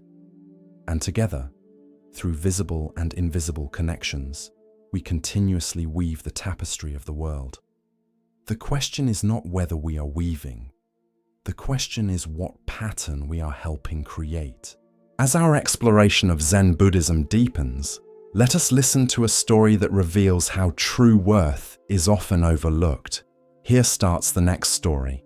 Every evening, just before sunset, the Tanaka family gathered for dinner. It had been their tradition for as long as anyone could remember. No matter how busy the day became, everyone eventually found their way back to the table. The meals were rarely elaborate. Rice, vegetables, soup, occasionally fish, nothing extraordinary. Yet those evenings held a quiet importance. Stories were shared, problems were discussed, laughter appeared unexpectedly. Even silence felt comfortable. For many years, one chair always belonged to Grandfather Kenji. He sat near the window overlooking the garden. From his place at the table, he could watch the seasons change. Spring blossoms, summer rain, autumn leaves, winter snow. The chair became so familiar that nobody imagined it empty. Some things seem permanent simply because we have known them for a long time. Grandfather Kenji was one of those things. He had always been there, offering advice when asked, offering advice when not asked, telling stories, making jokes, fixing broken tools, teaching grandchildren how to plant seeds and prune trees. His presence felt woven into daily life, like sunlight entering through a window, not always noticed, yet deeply missed when absent. As the years passed, however, age slowly began changing him. His steps became slower, his hands less steady, his eyesight weaker.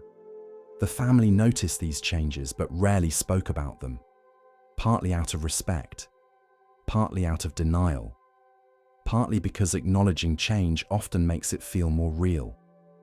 Kenji himself seemed untroubled. When someone commented on his age, he simply smiled. Everything ripens. Then he would return to whatever task occupied him. One spring, shortly after the cherry blossoms began blooming, Kenji became ill. At first, nobody worried. He had recovered from illnesses before. Surely this would be the same. Days passed, then weeks. The illness lingered. Doctors visited. Medicines were prescribed. Hope rose and fell like waves. Some mornings seemed promising. Others did not. Eventually, everyone understood what no one wanted to say aloud. Kenji's life was nearing its end. The realization settled over the family like a heavy fog. Each person responded differently. His daughter cried often. His son immersed himself in work. The grandchildren avoided discussing it altogether. Only Kenji appeared calm. One afternoon, his oldest grandson, Akio, sat beside him in the garden. Neither spoke for several minutes. The cherry blossoms drifted through the air around them. Finally, Akio asked, "Are you afraid?" Kenji looked toward the trees. Then he smiled softly. "Sometimes." The answer surprised him. "You are?" "Of course." The old man chuckled. "Being calm doesn't mean never feeling fear." Akio nodded slowly. Then he asked, "How do you deal with it?" Kenji watched a blossom land upon the grass. "It helps to remember that everything I have ever loved has changed." The answer felt strange, perhaps even disappointing. Yet something about it lingered. Several weeks later, grandfather Kenji passed away peacefully during the night. The family gathered, friends visited, ceremonies were held, stories were shared, tears flowed freely. The house felt different immediately, not because the furniture changed, not because the rooms changed, because one person was missing. And absence has a way of making itself visible, especially in familiar places. The most difficult part, surprisingly, was dinner. Every evening, the family continued gathering around the table. The meals remained similar. The conversations continued. Yet one chair stood empty. Everyone noticed it. Nobody mentioned it. At first, the empty chair felt unbearable. Each glance toward it reopened the wound. His daughter often looked away. His son focused on his plate. The grandchildren spoke less than before. The chair seemed to contain a silence larger than the room itself. One evening, several months after Kenji's passing, Akio remained at the table long after everyone else had left. The dishes had been cleared. The room was quiet. Only the empty chair remained. As he stared at it, an unexpected feeling arose. Not sadness. Not exactly. Confusion. Why did the chair still hurt so much? The funeral had ended months earlier. Life had continued. Yet the sight of that empty space continued affecting him deeply. The following morning, he visited a small temple outside the village. An elderly monk named Ryokan lived there. Many people sought his guidance during difficult times. Akio found him sweeping fallen leaves from a stone path. After bowing respectfully, he explained his struggle. The monk listened patiently. Then he asked, "What troubles you most?" "The chair." Ryokan smiled gently. "The chair?" Akio nodded. It reminds me that he's gone. The monk leaned on his broom. Then he asked, "Would you rather the chair had never existed?" The question startled him. "Of course not." "Why not?" "Because it belonged to my grandfather." The old monk nodded. "And what made it meaningful?" Akio thought for a moment, then answered, "The fact that he sat there." Ryokan smiled. "Exactly." The monk resumed sweeping. For several minutes, neither spoke.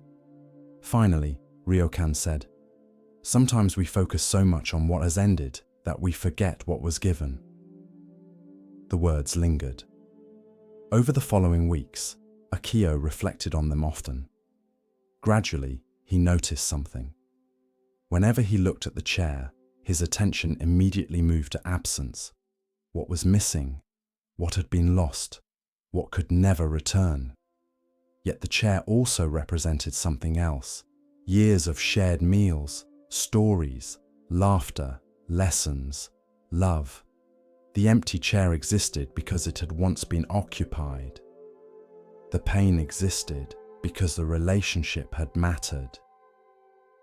One evening, while sitting alone at the table, he remembered a particular story his grandfather used to tell. A farmer had once complained that autumn leaves fell from the trees. The farmer considered it wasteful, sad, unnecessary. A wise teacher had responded, "Would you prefer the tree never produced leaves at all?" At the time, the story seemed simple. Now it felt profound. The leaves fall precisely because they first appeared. Loss exists because love existed. The realization did not erase grief, but it changed its shape. Several months later, the family faced an unexpected decision. They were renovating part of the house. The dining room needed changes. Some suggested removing the empty chair entirely. Others wanted to store it elsewhere. The discussion became surprisingly emotional. Everyone seemed unsure. Finally, Akio spoke. "Leave it." The family looked at him. "Why?" his mother asked. He considered carefully before answering. "Because the chair is not empty." The room grew quiet. His mother wiped away tears, and somehow everyone understood. The chair no longer represented only absence. It represented presence too. A life shared, a place occupied, a love that remained visible even after death. Years passed. The family continued gathering for dinner. New grandchildren were born. Children grew older. The house changed. The garden changed. The world changed. The chair remained. Visitors occasionally asked about it. The family would smile, then tell stories. Stories about Kenji. Stories that might otherwise have faded. In this way, the chair continued serving a purpose, not as a monument to loss, but as a reminder of gratitude. One autumn evening, many years later, Akio sat beside his young daughter during dinner. She had never met Kenji, yet she knew many stories about him. As they ate, she pointed toward the familiar chair. "Why does nobody sit there?" Akio smiled. Then he told her the story. The whole story. When he finished, she remained quiet for a moment. Then she asked, "Do you still miss him?" Akio looked toward the chair. The answer came easily. "Every day." His daughter frowned slightly. "Doesn't that make you sad?" He considered the question. Then he answered, "Sometimes." He smiled softly, "But mostly it makes me grateful." The little girl seemed to think deeply about this. Then she nodded. Children often understand more than adults expect. That night, after everyone had gone to sleep, Akio remained at the table alone. Moonlight entered through the window. The garden outside shimmered softly. The empty chair stood where it always had. Yet it no longer felt empty. Not really, because absence and presence often exist together. A person may leave, yet their influence remains, their words remain, their kindness remains, their lessons remain, their love remains. The chair had never been about furniture. It had always been about memory, about gratitude, about recognizing that impermanence does not erase meaning. The Buddha taught that everything changes. Everything. Relationships, bodies, seasons, lives. Many people hear this teaching and focus only on sadness. But there is another side. Impermanence is also what makes every moment precious. If nothing changed, nothing would matter. If life lasted forever, we might never appreciate it. The cherry blossom is beautiful because it falls. A sunset is beautiful because it ends. A conversation is precious because it cannot be repeated exactly. And a chair becomes meaningful because someone once sat there. Perhaps that is the lesson. Every life eventually leaves an empty chair somewhere. At a table, in a garden, on a porch, beside a river. The empty chair will hurt for a while, maybe for a long while. That is natural. That is love. But with time, if we look carefully, we may discover something. The chair is not only a symbol of loss, it is also evidence of a gift. Evidence that someone was here, that they shared their life, that they left traces of kindness, wisdom, laughter, and love behind them. And when we see that clearly, the chair remains empty. Yet the heart feels a little fuller. For gratitude and grief are not enemies. Often they sit together at the same table. And sometimes, if we allow them, they teach us how to cherish what was given without demanding that it stay forever. There was a forest so vast that travelers often spoke about it in whispers. The forest stretched for miles in every direction. Ancient trees blocked much of the sunlight. Thick moss covered fallen logs. Mist drifted between the trunks during the early mornings. Birdsong echoed from unseen branches. During the day, the forest felt mysterious. At night, it felt endless. Many roads crossed through it. Some led to villages. Some led to mountains. Some disappeared into places few people ever visited. Most travelers passed through safely, yet nearly everyone agreed on one thing. No one enjoyed being lost there after dark. Among the people living near the forest was a young man named Hero. Hero was intelligent, curious, energetic. He loved learning new things. Books fascinated him, maps fascinated him, stories fascinated him.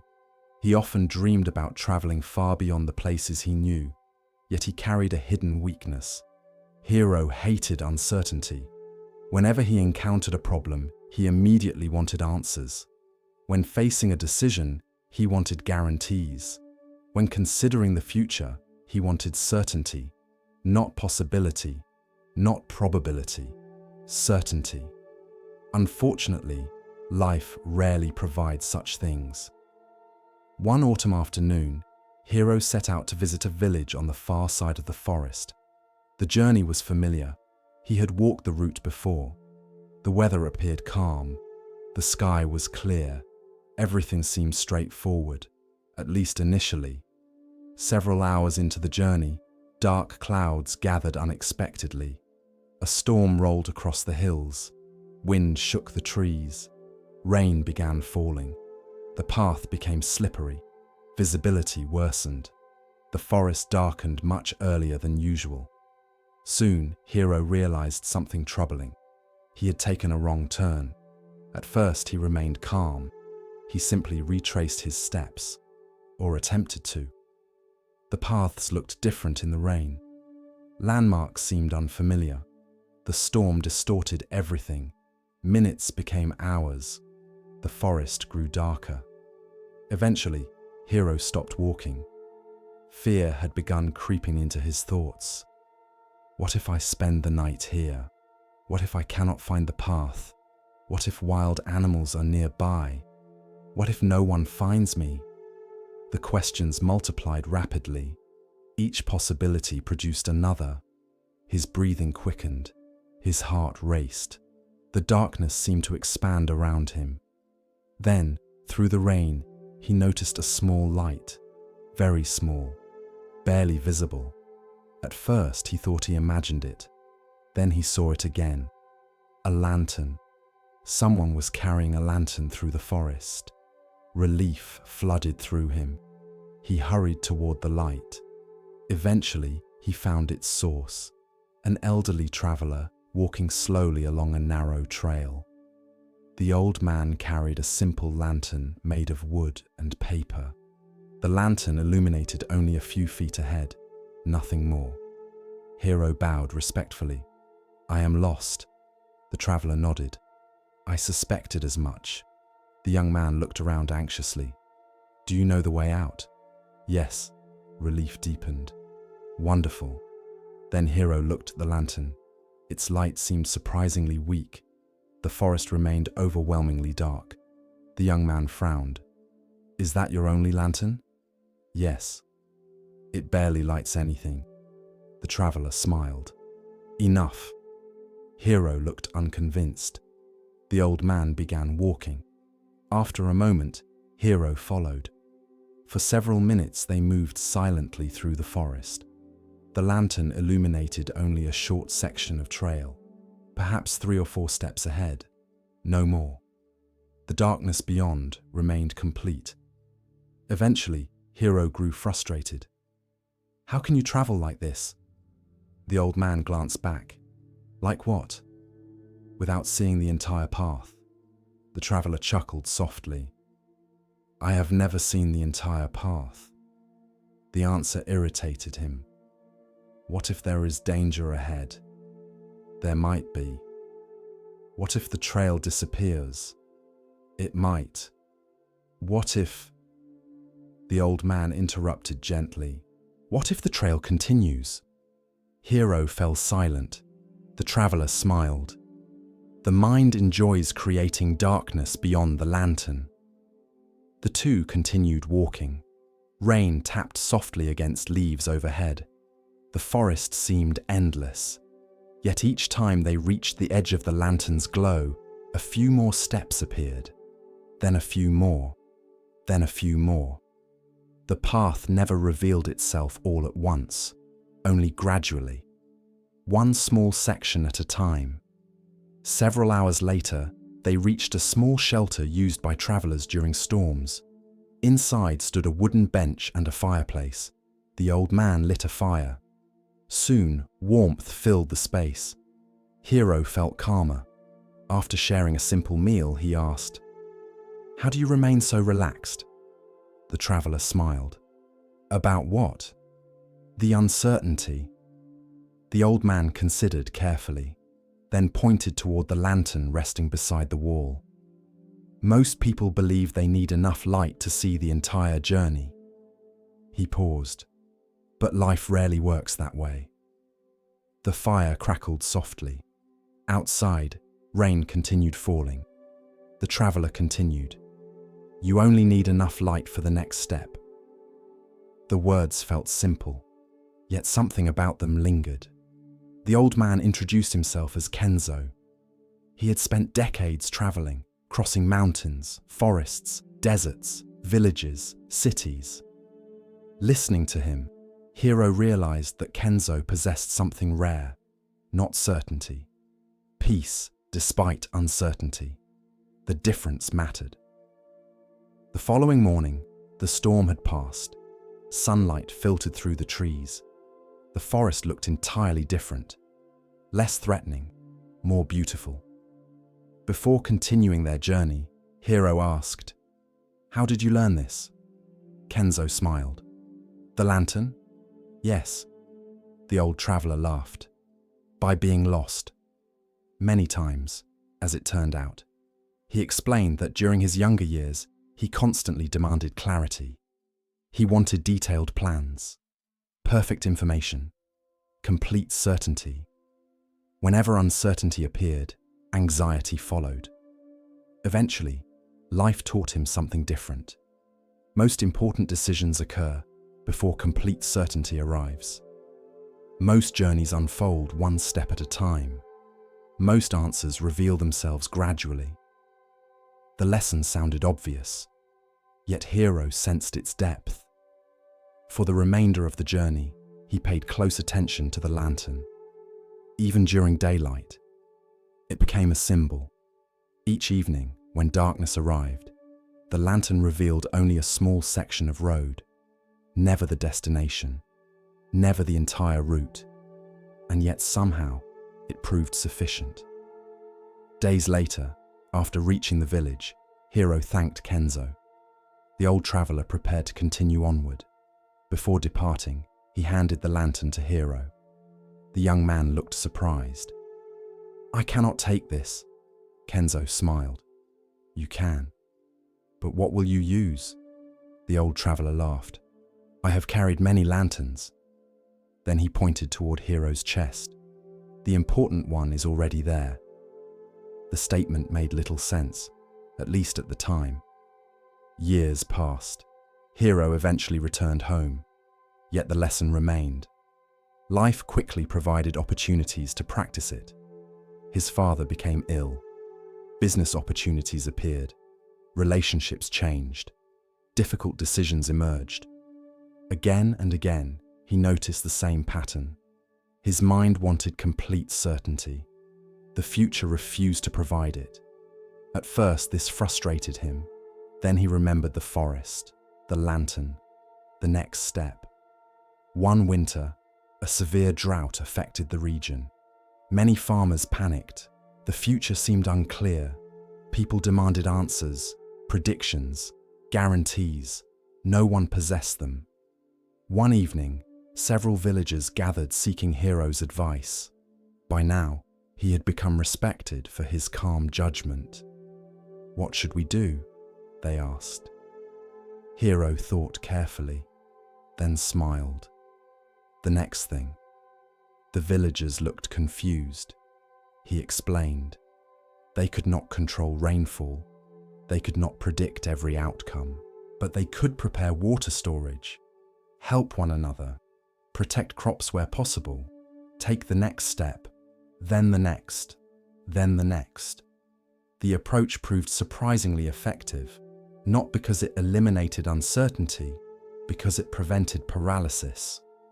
Years later, Hero became a teacher. Students often approached him overwhelmed by life's complexity. What career should I choose? What if I fail? What if I choose incorrectly? What if the future goes badly? The questions varied. The anxiety remained remarkably similar. Whenever possible, Hero shared the story of the lantern. Most students expected wisdom to arrive as certainty. Instead, he offered something different. Trust. Trust in the next step. Trust in awareness. Trust in the ability to respond when circumstances changed.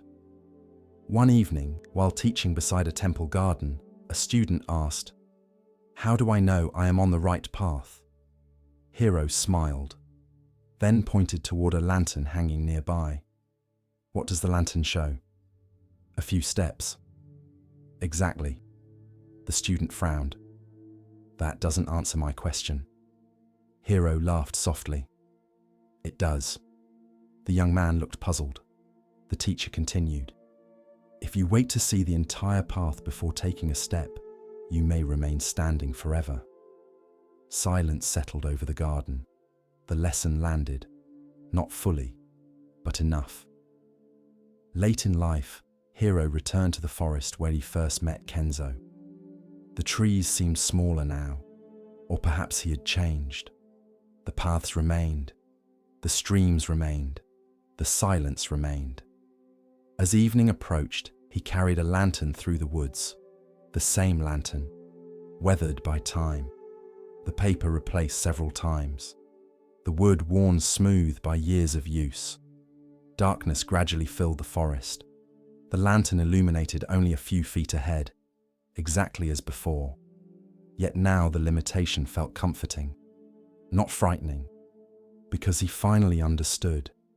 Life itself resembles traveling through a dark forest. We rarely see the entire route, rarely understand the future completely, rarely possess all the answers. And yet, somehow, step by step, the path unfolds. The Buddha often taught that wisdom is not the absence of uncertainty. Wisdom is learning how to move through uncertainty without becoming lost in fear. The lantern never reveals everything. It reveals enough. Enough for this moment. Enough for the next step. Enough to continue. And perhaps that is the lesson. Many people spend years demanding complete certainty before they begin. Complete certainty before they trust. Complete certainty before they change. Complete certainty before they live. But life does not offer such guarantees. The future remains hidden. The path remains mysterious. The forest remains dark beyond the lantern's glow. Yet the next step is usually visible. And then the next. And then the next. You do not need enough light for the entire journey. Only enough light for the step you are taking now. The rest will reveal itself when the time comes, just as it always has, just as it always will. Continuing along the path of Zen insight, we pause now to hear a teaching about perception and hidden value. Listen carefully to the next story. This story has a wonderful lesson and tells you a bit more about compassion over fear. The forest had many rulers. At least, that is what the animals believed. The elephants ruled the riverbanks with their size and memory. The monkeys ruled the treetops with their noise and clever hands. The eagles ruled the open sky with their sharp eyes and silent wings. But in the deepest part of the forest, where the trees grew close together and sunlight reached the ground only in thin golden lines, there was one creature everyone feared, the tiger. His name was Varu. He was large, powerful, and scarred from many seasons of survival. His orange coat burned like fire between the trees. His black stripes moved like shadows. When he walked, even the dry leaves seemed afraid to make sound beneath his paws. The animals spoke of him in whispers. Mothers warned their young, "Do not wander near the dark grove." Birds stopped singing when he passed. Monkeys climbed higher. Deer froze at the faintest scent of him. Even the wild boars, strong and stubborn as they were, avoided the paths where his footprints appeared. Varu knew he was feared, and for many years he believed fear was the same as respect. When animals fled from him, he felt powerful.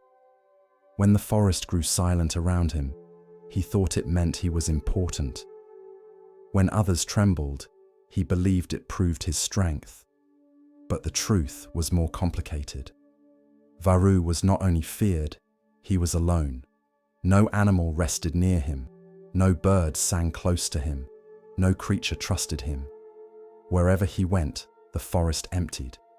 He told himself this was the way of tigers. A tiger walks alone. A tiger needs no one. A tiger survives by strength. And because he repeated these thoughts often enough, he almost believed them. Almost. Near the edge of the same forest lived a gentle deer named Sila. She was not the largest deer in the herd, nor the fastest, nor the most beautiful, but she had a quiet presence that others trusted.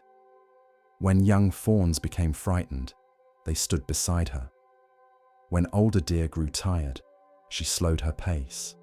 When birds sounded an alarm, she listened carefully before running, never panicking before understanding. The herd respected her not because she demanded respect, but because she made others feel safe. Sila knew fear well. All deer know fear. It lived in their bodies like a second heartbeat, a snapping twig, a strange scent, a shadow moving too quickly. Fear could save a deer's life, But Sila had learned something many animals did not. Fear was useful as a messenger, dangerous as a master. When fear warned her, she listened. But she tried not to let fear decide everything. This made her unusual. Some deer admired her calmness. Others thought it foolish. One evening, as the herd grazed near a field of tall grass, a young buck named Joran approached her. "You walk too slowly," he said. Sila lifted her head. "Do I?" "Yes, you pause too often. You look at things too long. One day your calmness will get you killed." Sila looked toward the darkening trees. "Perhaps." Joran snorted. "When there is danger, the wise run." "When there is danger, yes," Sila replied. "And when there is only fear?" The young buck had no answer. He flicked his ears and walked away. That night, the moon rose pale above the forest. Mist gathered between the trunks. Most of the herd slept in a sheltered clearing. Sila remained awake for a while, listening. Crickets sang. Leaves rustled softly. Far away, an owl called. Then she heard something else. A low sound, not a roar, not a growl, something quieter, almost like pain. Sila stood still. The sound came again. It drifted from the direction of the dark grove. The place where no deer willingly went. The place where Varu the tiger was said to hunt. Every instinct in Sila's body told her to turn away. Her ears sharpened. Her legs tightened. Her breathing grew shallow. Fear had arrived, and fear said, "Run." But the sound came again. This time, Sila heard it more clearly. It was not the sound of hunting. It was the sound of suffering. She took one step forward, then stopped. Another deer nearby stirred. "Sila?" whispered an older doe named Mara. "Where are you going?" "I heard something." Mara lifted her head. "What?" "I am not sure." The sound came again from the darkness. Mara's eyes widened. "That is the tiger's direction." "I know." "Then do not go." Sila remained still. The forest waited. Mara spoke urgently. "No good comes from walking toward a tiger." Sila looked at her gently. "Perhaps not." "Then stay." For a long moment, Sila said nothing. Then she answered, "If fear is correct, I will return quickly." "And if fear is wrong?" Sila looked toward the dark grove. "Then something may need help." Mara stared at her as though she had lost her senses. Before she could reply, Sila stepped into the trees. The forest became colder beneath the branches. The moonlight weakened. Every shadow seemed alive. Sila moved slowly, placing each hoof carefully upon the earth. Her body remained ready to flee. She did not pretend there was no danger. Compassion is not blindness. It does not walk into darkness with closed eyes. It sees the danger clearly, and still asks whether fear is telling the whole truth. The painful sound came again, closer now. Sila followed it through ferns, around fallen logs, and beneath old branches tangled with vines. Then she saw him, Varu. The tiger lay near a dry stream bed, half hidden beneath a leaning tree. One of his front paws was caught in a hunter's iron trap. The trap had closed around his leg, biting deep. Blood stained the ground. His breathing was heavy. His eyes burned with pain and fury. Sila froze. Every story she had ever heard about him returned at once. The tiger who stalked in silence. The tiger who killed without mercy. The tiger whose shadow emptied the forest. Varu saw her. His lips pulled back. A low growl rolled from his throat. "Come closer," he said, "and I will tear you apart." Sila's legs trembled. There was no shame in that. Only fools feel no fear near danger. She took one step back. Varu growled again. "Run, little deer." Sila should have obeyed. Any other deer would have vanished before his next breath. But she noticed something. The tiger's growl was powerful, but tired. His threat was fierce, but desperate. He was not standing. He was trapped. And beneath his anger, Scylla could hear pain. She stayed where she was. "I heard you." Varro's eyes narrowed. "Then you should have run." "I nearly did." "Then why are you still here?" Scylla looked at the iron trap. "Because you are suffering." The tiger laughed bitterly. It was a terrible sound. "And what is that to you?" Scylla did not answer immediately. The wind moved softly through the leaves. Finally, she said, "I do not know yet." Varro stared at her. He had expected fear. He had expected running. He had expected trembling. He had not expected honesty. "Leave," he said. Scylla looked around. The trap was attached to a heavy chain wrapped around the root of a tree. The hunters who had set it were nowhere nearby, but they might return at dawn. If they did, Varro would die. The forest would no longer fear him. Many animals might even feel safer. A thought appeared in Scylla's mind. Perhaps I should leave. Perhaps this is justice. Perhaps the forest would be better without him. The thought was not cruel. It was understandable. Varro had frightened many, hunted many, harmed many. Fear argued strongly. But then Scylla looked again, not at the stories, not at the reputation, not at the shadow he cast in the minds of others, at the living creature before her, breathing, bleeding, trapped, in pain. The Buddha's teachings, though Scylla had never heard them spoken in human words, lived deeply in the natural world. Suffering is suffering. Fear divides it into worthy and unworthy. Compassion sees more clearly. Scylla took one careful step closer. Varro's body tensed. "I warned you." "I heard. Then you are foolish." "Perhaps." The tiger's tail struck the ground. "Why would you help me?" Scylla looked at him. "Because pain is pain." Something flickered in Varro's eyes. Not softness. Not yet. Confusion. No creature had ever said such a thing to him. Animals feared him. Hunters hated him. Rivals challenged him. But help? Compassion? Toward him? It made no sense. Scylla examined the trap from a distance. The metal jaws were strong, too strong for her to open with her hooves. But the chain around the root had loosened slightly, where the rain had softened the soil. If the root could be exposed, perhaps the chain could slip free. She moved closer. Varro growled again, but weaker this time. "Do not touch me." "I am not touching you." "What are you doing?" "Looking." The tiger watched suspiciously as the deer circled the tree. She began scraping the soft earth around the root with her hooves. Slowly, carefully. The work was difficult. The ground was tangled with stones and smaller roots. Her legs were not made for digging. Still, she continued. Varro stared. Minutes passed, then longer. The forest remained silent around them. At last, he said, "You are wasting your time." Scylla kept digging.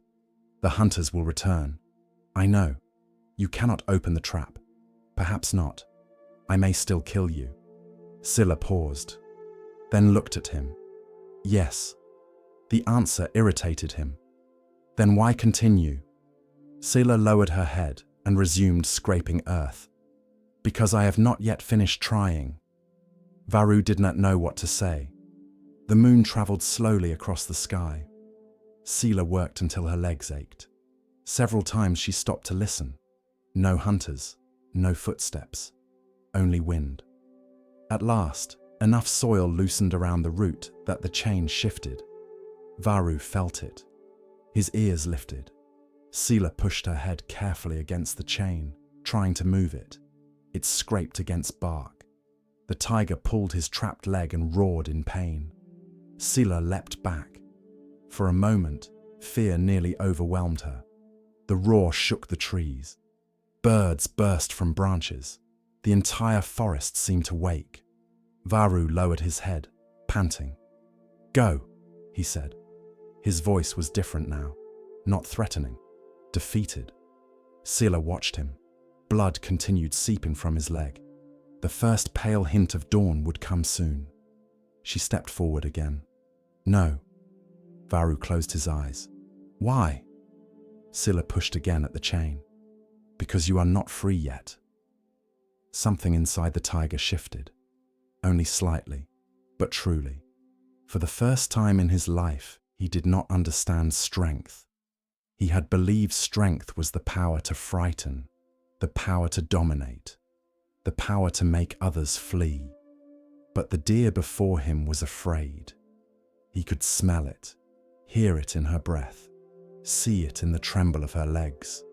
And still she stayed. What kind of strength was that? Sila pushed once more. The chain moved, only a little, then another little. Varu gathered what strength he had left and pulled. Pain shot through his body. The root cracked. The chain slipped lower. Sila scraped more earth away. Again he pulled. The root split. The chain loosened. With one final desperate movement, Varu dragged himself backward. The chain slipped free from the tree. He was still caught in the trap, but no longer chained to the root. He could move. Barely. Sila stepped back, exhausted. Varu looked at her. For a long time, neither spoke. The tiger's paw remained wounded. The trap still clung to him. But if he could reach the rocky ravine nearby, perhaps he could break the mechanism against stone. Perhaps. Dawn was approaching. Sila knew she had to leave. The herd would be searching for her. The hunters might return. The tiger might change his mind. She turned slowly. Before she disappeared into the trees, Varu spoke. "Dear." Sila looked back. His voice was low, still rough, still proud, but something in it had changed. "What is your name?" "Sila." The tiger repeated it silently. Then he said, "I do not understand you." Sila looked at him gently. "No." She paused. "But perhaps one day you will." Then she walked away into the grey light of morning. Behind her, Varu lay alone with the broken root, the loosened chain, and a question he could not escape. Why would one who fears me choose to help me? The question followed him more painfully than the trap. And for the first time in many years, the tiger feared something other than hunger, hunters, or death. He feared that everything he believed about strength might be wrong. The forest woke slowly. Mist drifted between the trees. Birds greeted the dawn. Sunlight filtered through the branches in pale golden beams. And deep within the dark grove, Varu the tiger remained motionless. Not because he wished to, because he was thinking. The trap still clung to his injured paw. Pain pulsed through his leg. Every movement hurt. Yet the physical pain seemed strangely distant compared to the question turning inside his mind. Why? Why had the deer stayed? The answer should have been obvious. There should have been a reason, a hidden motive, a benefit, some advantage, yet he could find none. The deer had gained nothing. She had risked everything. And for whom? For him, a tiger, a hunter, a creature feared by nearly every animal in the forest. The idea felt impossible, and yet it had happened. Varu lowered his head. For years, he'd understood the world in simple terms. Strength and weakness, hunter and hunted, fear and survival. The strong took, the weak fled. That was reality. That was nature. Or so he had always believed. Yet the gentle deer had acted according to a completely different law. A law he could not understand. A law stronger than fear. Several hours later, Varoo reached the rocky ravine. The journey exhausted him. 3 times he nearly collapsed. Twice he considered giving up, but eventually he found a narrow gap between 2 large stones. With enormous effort, he wedged the trap into the rocks. Then he pulled. The metal resisted. Again, nothing. Again. Pain exploded through his leg. Then suddenly, crack, the mechanism broke. The trap fell away. Varoo collapsed onto the ground, free, wounded, but free. For several days, he hid within the ravine while his legs slowly healed. Normally, he would have focused entirely on recovery. Instead, his thoughts repeatedly returned to Scylla, the deer, her calm voice, her trembling legs, her refusal to leave, her compassion. The memory irritated him because it made him question things, and questioning was uncomfortable. Much easier to trust old beliefs, much easier to remain the tiger everyone feared. Yet something had changed, whether he wanted it to or not. One afternoon, while resting beneath an overhanging rock, Varoo noticed a small rabbit trapped beneath a fallen branch. The animal struggled desperately. Its hind leg was pinned. Normally the tiger would have ignored it or eaten it. Such things belong to the ordinary order of life. The rabbit noticed him. Its eyes widened with terror. It stopped struggling, accepted its fate. Varoo stared. Then something strange happened. For a brief moment, he saw himself, trapped, helpless, waiting. The memory returned with surprising force. The iron trap, the chain, the pain, the deer. The tiger growled softly, annoyed, confused. Then he stepped forward. The rabbit squeezed its eyes shut. The branch lifted. Varoo pushed it aside. The rabbit remained frozen. Certain death would follow. Instead, the tiger stepped away. Several seconds passed. Then the rabbit fled into the forest. Varoo watched it disappear. The feeling that followed surprised him. Not pride, not satisfaction. Something quieter, lighter, as though a burden had shifted slightly. The sensation disturbed him. He immediately tried to forget it, but forgetting proved difficult. Meanwhile, word of Scylla's nighttime disappearance had spread through the deer herd. Most assumed she had narrowly escaped danger. Some believed she had become reckless. Others admired her courage. The loudest criticism came from Joran, the young buck who valued caution above all else. When Scylla finally explained what had happened, disbelief spread through the herd. "You helped a tiger?" Joran stared at her. "Yes." "Why?" "He was suffering." The young buck looked horrified. "He would have killed you." "Perhaps." "Perhaps." Joran shook his head.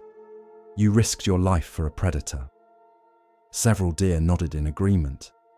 The criticism intensified throughout the following days. Some questioned her judgment. Others questioned her wisdom. A few questioned her sanity. One evening, Joran confronted her directly.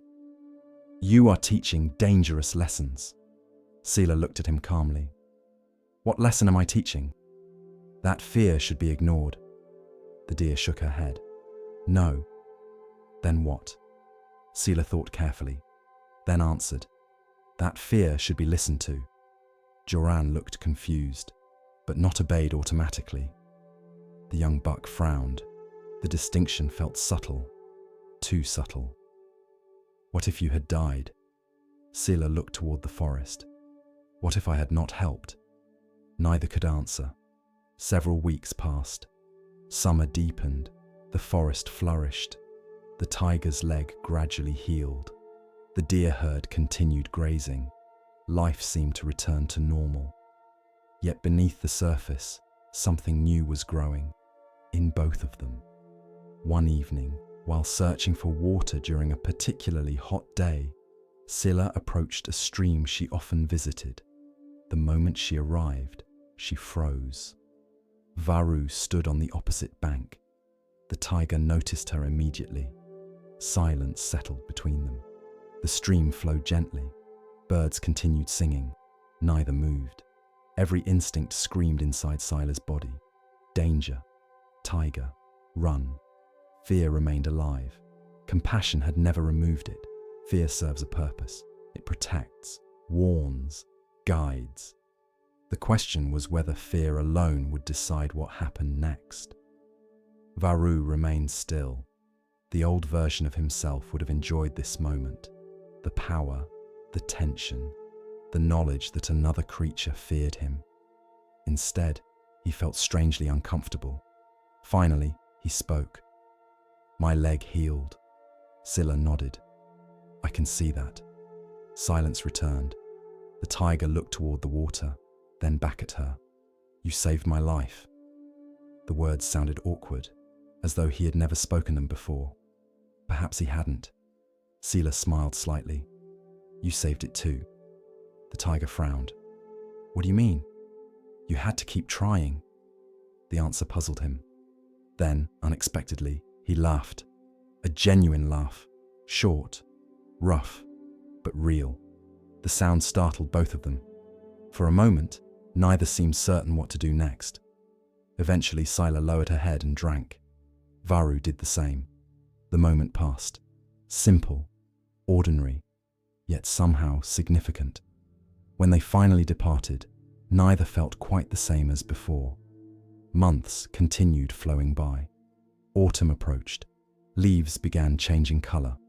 The forest prepared for another cycle. One afternoon, disaster arrived.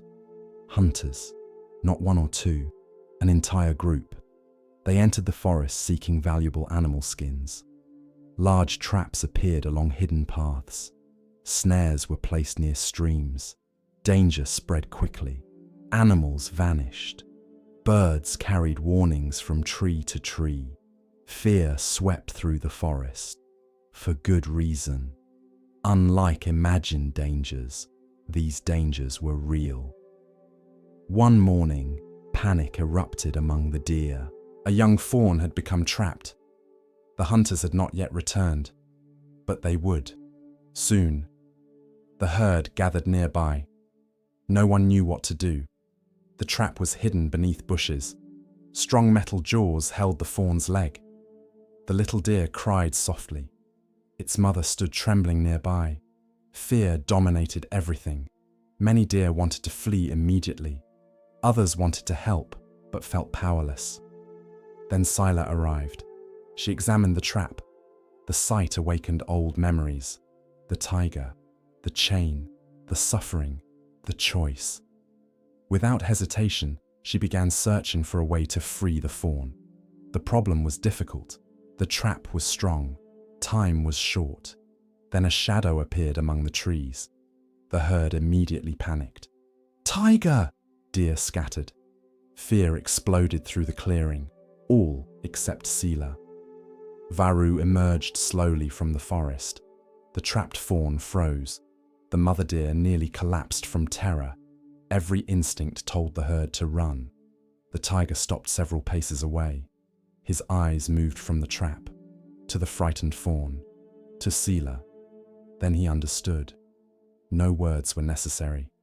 The deer stared at him. The tiger stared back. For a long moment, neither moved. Then Varu stepped forward. The herd gasped. Several deer prepared to flee. But Scylla remained calm. Very calm. The tiger approached the trap. His powerful jaws closed around the metal. Muscles tightened. The mechanism groaned, then snapped open. The fawn tumbled free. Instantly, its mother rushed forward. The pair disappeared into the trees. The herd remained frozen, unable to believe what they had witnessed. The tiger had freed one of them. Not hunted, not attacked. Freed. Varu stepped backward, then turned toward the forest. Before leaving, he looked once at Scylla. No words. None were needed. Then he vanished among the trees. The clearing remained silent long after he disappeared. The event spread throughout the forest. Animals argued about it for weeks. Some refused to believe it. Others insisted it was a trick. Many simply felt confused.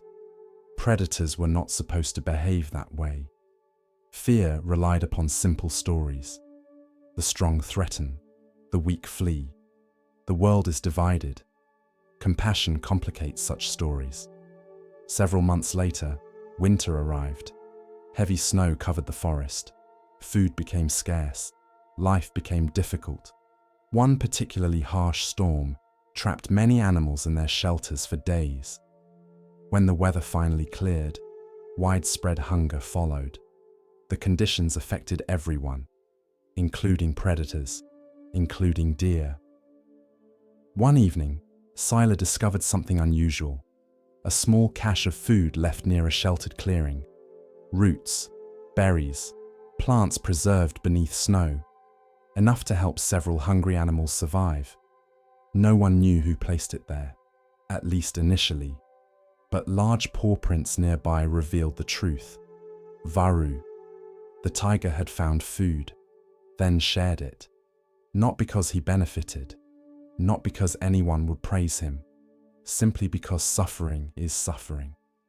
The lesson he once received had begun changing him, slowly, quietly, like water shaping stone. Years passed. The forest changed. Animals came and went. Young became old. Old became stories. And among those stories, one became especially famous. The story of the tiger and the deer. Children often asked, weren't they afraid? The elders always smiled, because the answer mattered. Yes, they were afraid. Both of them. Courage is not the absence of fear. Compassion is not the absence of fear. They are choices made despite fear. The tiger learned that strength without compassion creates loneliness. The deer learned that compassion without wisdom becomes recklessness. Together, they discovered something deeper. Fear protects life. Compassion transforms it. Late in life, when Sila's muzzle had turned grey and Varu's movements had slowed with age, they met one final time beside the stream where they once drank together. The water flowed gently. Autumn leaves drifted across its surface. The tiger lay beneath a tree. The deer stood nearby. Neither spoke for a while. The silence felt comfortable. Finally, Varu asked, "Why did you help me?" The question had survived all those years. Sila smiled. "You still don't know." The tiger shook his head. She looked toward the water, then answered, "Because fear saw a tiger, and compassion saw suffering." The old tiger closed his eyes. At last, he understood, not merely with his mind, with his life. And perhaps that is the lesson. Fear is not wrong. Fear warns us about danger. Fear protects us. Fear helps us survive. But fear sees only one part of reality. Compassion sees another. Fear asks, how can I protect myself? Compassion asks, how can I reduce suffering? Wisdom listens to both. The Buddha taught that hatred never ends through hatred. Fear never ends through fear. Only compassion has the power to interrupt the cycle. Not because compassion is weak, because it requires extraordinary courage. Anyone can react according to fear. Few can remain open-hearted while afraid. The gentle deer changed the tiger changed the forest. And neither transformation began with power. It began with a simple choice. One creature seeing another creature's pain and refusing to look away. For compassion does not erase fear. It simply reminds us that there is something greater. And when we act from that greater place, even the fiercest tiger can learn gentleness. And even the smallest deer can teach wisdom. As we drift deeper into the still waters of Zen, a quiet teaching begins to rise. one that speaks of clarity and of value not always seen. Listen gently now. The next story begins. The road wound through mountains, forests, villages, and valleys. Some sections were smooth, others were steep. Some crossed beautiful landscapes filled with wildflowers and singing birds. Others passed through rocky terrain where little seemed to grow. Yet travelers continued using the road because it connected distant regions and offered one of the few reliable routes across the country. Among those travelers was a man named Kaito. At first glance, Kaito appeared ordinary. He was neither rich nor poor, neither young nor old. His clothing was simple, his face unremarkable. Yet anyone who walked beside him for more than a few minutes noticed something unusual. His backpack. The pack looked enormous, far larger than necessary. It sat heavily upon his shoulders. The straps dug deeply into his clothing. His posture leaned forward from the weight. His steps seemed slower than they should have been. Whenever travelers passed him, they often asked the same question. "What are you carrying?" Kaito usually smiled politely. "Just my things." The answer ended most conversations.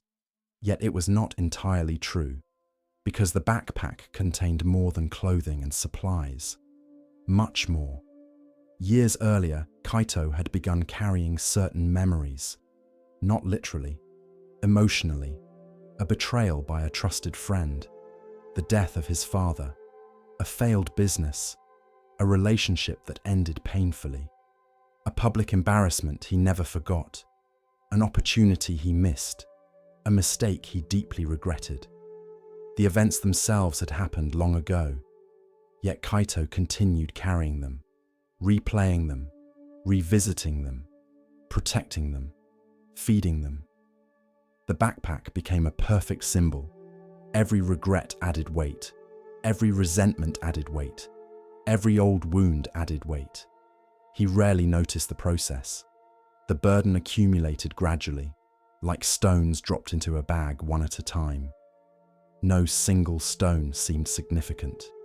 Eventually, the load became enormous. Yet because he carried it every day, it felt normal, at least to him. One spring morning, Kaito arrived at a mountain village. The journey there had been difficult. Steep trails, cold weather, strong winds. His shoulders ached, his back throbbed, his knees hurt. After renting a small room for the night, he sat outside an inn watching the sunset. An elderly monk happened to be staying there as well. The monk's name was Ryokan. He carried no backpack, only a walking staff and a small cloth bag. The contrast amused Kaito. The old man looked light enough to be carried by the wind. Eventually, the monk sat beside him. Neither spoke for several minutes. The sky slowly changed color. Orange became red. Red became violet. The village grew quieter. Finally, Ryokan asked, "How far have you traveled?" Kaito named several regions. The monk nodded. "A long journey?" "Yes." "And a heavy one?" Kaito laughed. "You noticed the backpack?" The old monk smiled. "It is difficult not to." Kaito shrugged. "A traveler needs supplies." The monk nodded. "Of course." Then he asked, "What would happen if you removed a few unnecessary things?" The younger man smiled. "I already carry only what I need." The old monk did not argue. He simply nodded. The conversation ended, or so Kaito thought. The next morning, they found themselves leaving the village at nearly the same time. Their routes followed the same mountain path, so they walked together. The road climbed steadily. Birds sang in the trees. Sunlight filtered through pine branches. The day felt pleasant, yet Kaito struggled. The backpack seemed heavier than usual. After several hours, They stopped beside a stream. While drinking water, Ryokan asked, "What is the heaviest thing you carry?" Kaito immediately touched the backpack. "My cooking equipment." The monk smiled. "No." The younger man frowned. "My blanket." "No." "My water." The monk shook his head gently. "No." Silence settled between them. Then Ryokan asked, "Do you still think about the man who betrayed you?"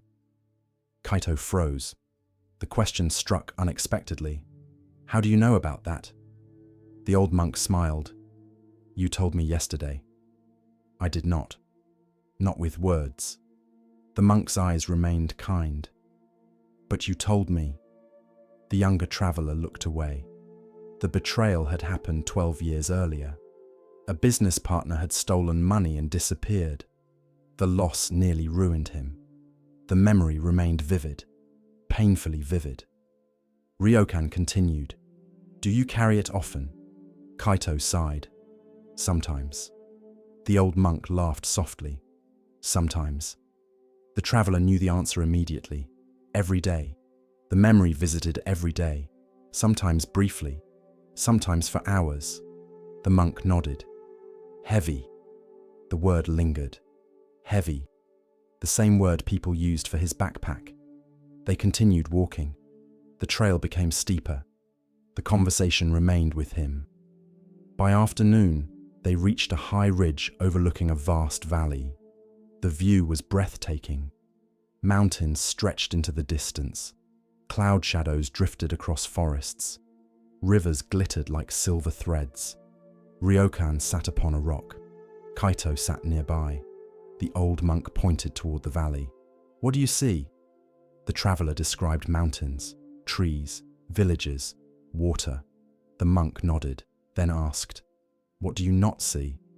Kaito looked confused. "How can I see what I don't see?" The old monk smiled. "Exactly." The answer felt irritating, yet familiar.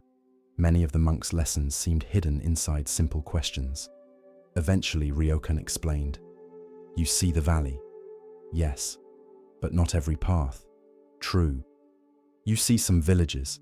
Yes, but not every home." The monk smiled. Perspective is always incomplete. The lesson seemed unrelated until the old man continued. "The same is true of memory." Kaito remained silent. The monk looked toward the horizon. "You remember betrayal?" "Yes." "You remember loss?" "Yes." "You remember pain?" "Yes." The old man nodded. "But do you remember everything?" The question struck deeply, because the answer was no. The betrayal had become the entire story, yet there had been good years before it, lessons afterward, people who helped him recover, strength he developed because of it. His memory focused almost entirely on the wound, not the whole journey. The realization felt uncomfortable, because it challenged a story he had carried for years. That evening, they camped beside a lake. After dinner, Ryokan reached into his small cloth bag. He removed several stones, then placed them on the ground. Kaito looked puzzled. The monk pointed toward one stone. "This is resentment." Then another. "This is regret." Another. "Guilt." Another. "Anger." Another. "Fear." The traveler watched silently. The monk then gathered the stones, placed them inside his cloth bag, and handed it to Kaito. "Carry this." The younger man laughed. The bag felt surprisingly heavy. They walked a short distance. Then another. Then another. After only a few minutes, Kaito became annoyed. "What is the point?" Ryokan smiled. "Heavy?" "Yes." The monk nodded. "Now imagine carrying them for 10 years. The lesson landed immediately, because he already was. The following days continued similarly. Walking, talking, silence, questions, small lessons hidden inside ordinary moments. One afternoon, they crossed a narrow bridge above a Russian river. Halfway across, Kaito noticed a broken section of railing. Instantly, he imagined falling. Injury, disaster, death. His heart raced. The fear felt real, yet nothing happened. They crossed safely. Later, Ryokan asked, "How many times did you cross the bridge?" Kaito frowned. "Once." The monk smiled. "Your body crossed once." The traveler understood immediately. His mind had crossed many times, again and again, imagining every possible outcome, suffering repeatedly. Though the event itself lasted only moments, the pattern appeared everywhere. Past pain, future worry, present fear. The mind carried them constantly, like stones, like weight, like baggage. One evening, while sitting beside a fire, Kaito finally asked, "How do I put them down?" The question emerged quietly, more vulnerable than anything he had asked before. The old monk stared into the flames. For a long time, he said nothing. Then he answered, "First, you must stop calling them treasures." The words hit harder than any lesson so far, because part of him knew it was true. He protected old wounds, defended them, identified with them. The pain had become part of his identity. Who would he be without it? The question frightened him. The fire crackled softly. Night settled around them, and for the first time in many years, Kaito began wondering whether the backpack he carried was heavier than it needed to be. The fire burned low. The mountains stood silent beneath the stars, and Kaito remained awake long after Ryokan had fallen asleep. The old monk's words repeated endlessly inside his mind. "First, you must stop calling them treasures." The sentence irritated him, because it sounded unfair. He did not treasure his pain, did he? He treasured loyalty, justice, memory, lessons, not suffering. Yet the longer he examined the question, the less certain he became. The betrayal from 12 years earlier remained vivid.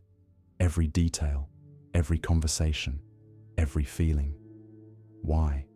Why preserve it so carefully? Why revisit it so often? The event itself lasted only a short time, yet he had carried it for more than a decade, like a precious object protected from loss. The realization unsettled him deeply. Near midnight, he finally slept. The next morning, they continued walking. The path wound downward through pine forests. Sunlight filtered through the branches. Birds moved between the trees. The world felt peaceful, yet Kaito's thoughts remained busy. Eventually he asked, "What happens if I let go?" Ryokan smiled. "A good question." The monk walked quietly for several moments, then asked, "What do you fear?" The answer appeared immediately, that it meant nothing. The old monk nodded. The traveler continued, "If I stop carrying the betrayal, if I stop carrying the anger, if I stop carrying the regret, then maybe all that suffering meant nothing." The forest grew quiet around them. Finally, Ryokan spoke. "Does putting down a heavy pack mean the journey never happened?" Kaito looked down. "No." "Does healing a wound mean the injury never existed?" "No." The monk smiled. Then why would releasing pain erase its lessons? The question stayed with him, because he had never separated suffering from wisdom. He assumed letting go meant forgetting. The monk suggested something different. Perhaps the lesson could remain after the pain departed, like a traveler keeping the map while discarding the stone that came wrapped inside it. That afternoon, they reached a small village. The villagers welcomed travelers warmly. A festival happened to be taking place. Children ran through the streets. Musicians played near the market. Laughter filled the air. The atmosphere felt joyful. Yet one scene caught Kaito's attention. An elderly woman sat beside a food stall. A young child accidentally knocked over her basket of fruit. Apples rolled across the street. Several became damaged. The child froze, terrified. Everyone nearby saw what happened. The old woman looked down, examined the fallen fruit, then smiled. "It's all right." The child stared. Certain punishment would follow. Instead, the woman began gathering apples. The child quickly joined her. Several others helped too. Within minutes, the situation was resolved. The festival continued. Kaito watched thoughtfully. The woman could have become angry. She had every reason. Instead, she chose something else. Later, he mentioned the scene to Ryokan. The monk nodded. "Interesting." "What?" "She dropped the fruit." The traveler frowned. "The child dropped the fruit." The old monk smiled. "Only physically." The answer confused him. The monk continued. "The child dropped apples. The woman could have dropped her piece. She chose not to." The lesson lingered, because he realized how often he had done exactly that. Someone else's actions had occurred years ago, yet he continued dropping his piece every day, again and again, long after the event ended. The following morning, the road entered a narrow canyon. Steep cliffs rose on either side. The air felt cool. Echoes lingered strangely between the rocks. Halfway through the canyon, they encountered another traveler, a man carrying a backpack even larger than Kaito's. The sight seemed almost comical. The stranger struggled visibly. Sweat covered his face. His breathing sounded labored. Every step appeared painful. Eventually, the man stopped, collapsed beside the path, and began unpacking his belongings. The pile seemed endless. Extra cooking pots, duplicate blankets, broken tools, rocks collected from previous journeys, objects with no practical use whatsoever. Kaito stared. The load looked absurd. "Why carry all that?" The stranger looked genuinely surprised. "What if I need it?" The answer sounded painfully familiar. The man spent several minutes sorting through his possessions. Eventually, he discarded nearly half of them. The difference was immediate. When he stood again, his posture improved. His face brightened. His movement became easier. The traveler laughed aloud. "I should have done that years ago." After he departed, Ryokan looked toward Kaito. Neither spoke. No words were necessary. The lesson had arrived clearly enough. That evening, they camped beside a river. The water moved steadily toward the sea, never pausing, never clinging, never looking back. While watching the current, Kaito found himself remembering his father. Not the death, not the hospital, not the grief, something else. A fishing trip from childhood, a joke, a smile, a lesson about patience. The memory surprised him. For years, thoughts of his father led almost exclusively toward loss. Now other memories appeared, good ones, warm ones, complete ones. The sadness remained, but it no longer dominated everything else. The realization brought tears to his eyes, not painful tears, relieved ones. The monk noticed, yet said nothing. Sometimes silence teaches best. Several days later, they reached a mountain pass. The climb proved difficult. Strong winds pushed against them. Loose stones shifted beneath their feet. The journey required effort, real effort. During one particularly steep section, Kaito stopped suddenly. His backpack felt unbearable. Without thinking, he removed it, set it on the ground, and sat beside it. The relief was immediate. His shoulders relaxed. His breathing deepened. His body felt lighter. The sensation lasted only moments, yet it revealed something important. He had forgotten what lightness felt like. The monk sat beside him. After several minutes, Ryokan asked, "How does it feel?" Kaito smiled. "Good." The old man nodded. "What changed?" "The pack." The monk shook his head gently. "No." The traveler frowned. "What do you mean?" "You changed." The wind moved softly around them. The monk continued. "The backpack remained the same. You stopped carrying it." The words settled deeply. Because that was exactly the lesson. The memories existed. The past existed. The experiences existed. The difference was carrying or not carrying. The following week brought rain. Long days of rain. The road became muddy. Travel slowed considerably. One evening, while sheltering beneath a rocky overhang, Kaito finally asked the question he had avoided. "What about guilt?" The monk looked toward him. "What about it?"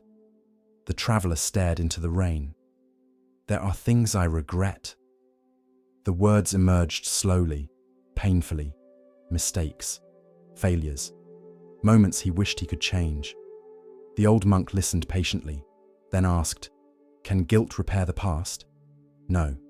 "Can it teach?" "Sometimes." The monk nodded. "Then keep the lesson." The traveler looked confused. "And the guilt?" Ryokan smiled. "Why keep the packaging after opening the gift?" The answer stunned him. Because he had spent years confusing the two, he assumed the lesson required the suffering. The monk suggested otherwise. Wisdom could remain, punishment could leave, growth could remain, self-condemnation could leave. The distinction felt revolutionary. Months passed. The journey continued. So did the transformation. Slowly, gradually, like a river shaping stone. No dramatic awakening arrived. No magical moment solved everything. Instead, countless small releases accumulated. A resentment set down. A regret softened. A fear questioned. An old story revised. One stone at a time. One burden at a time. One step at a time. The process felt remarkably similar to unpacking a heavy backpack. Not all at once. Carefully, deliberately, with patience.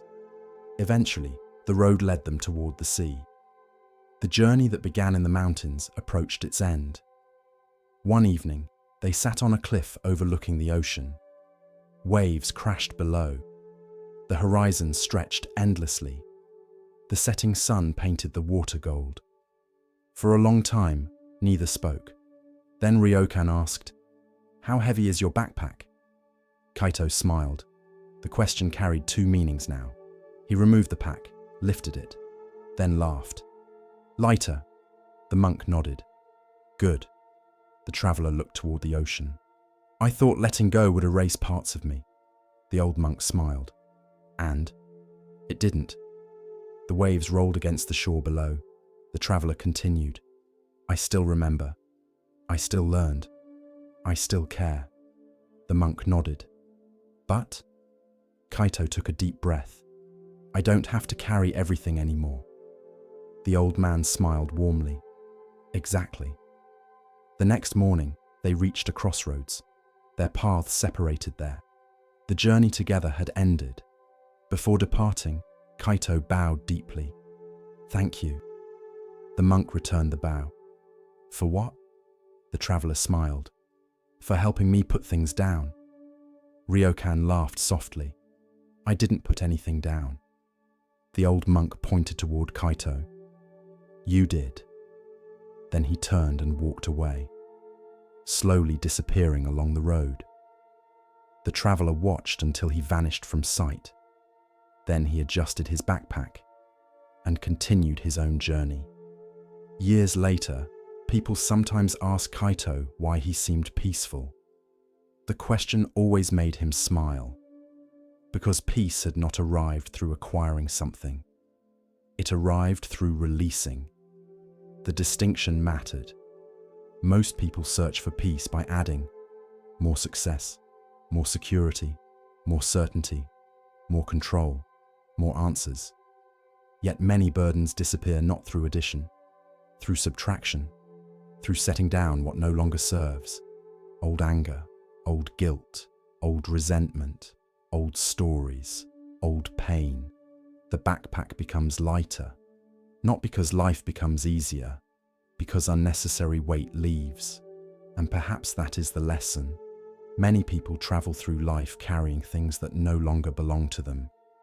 A criticism spoken 20 years ago, a betrayal from long ago, a mistake that has already taught its lesson, an identity formed during suffering, a fear inherited from another time.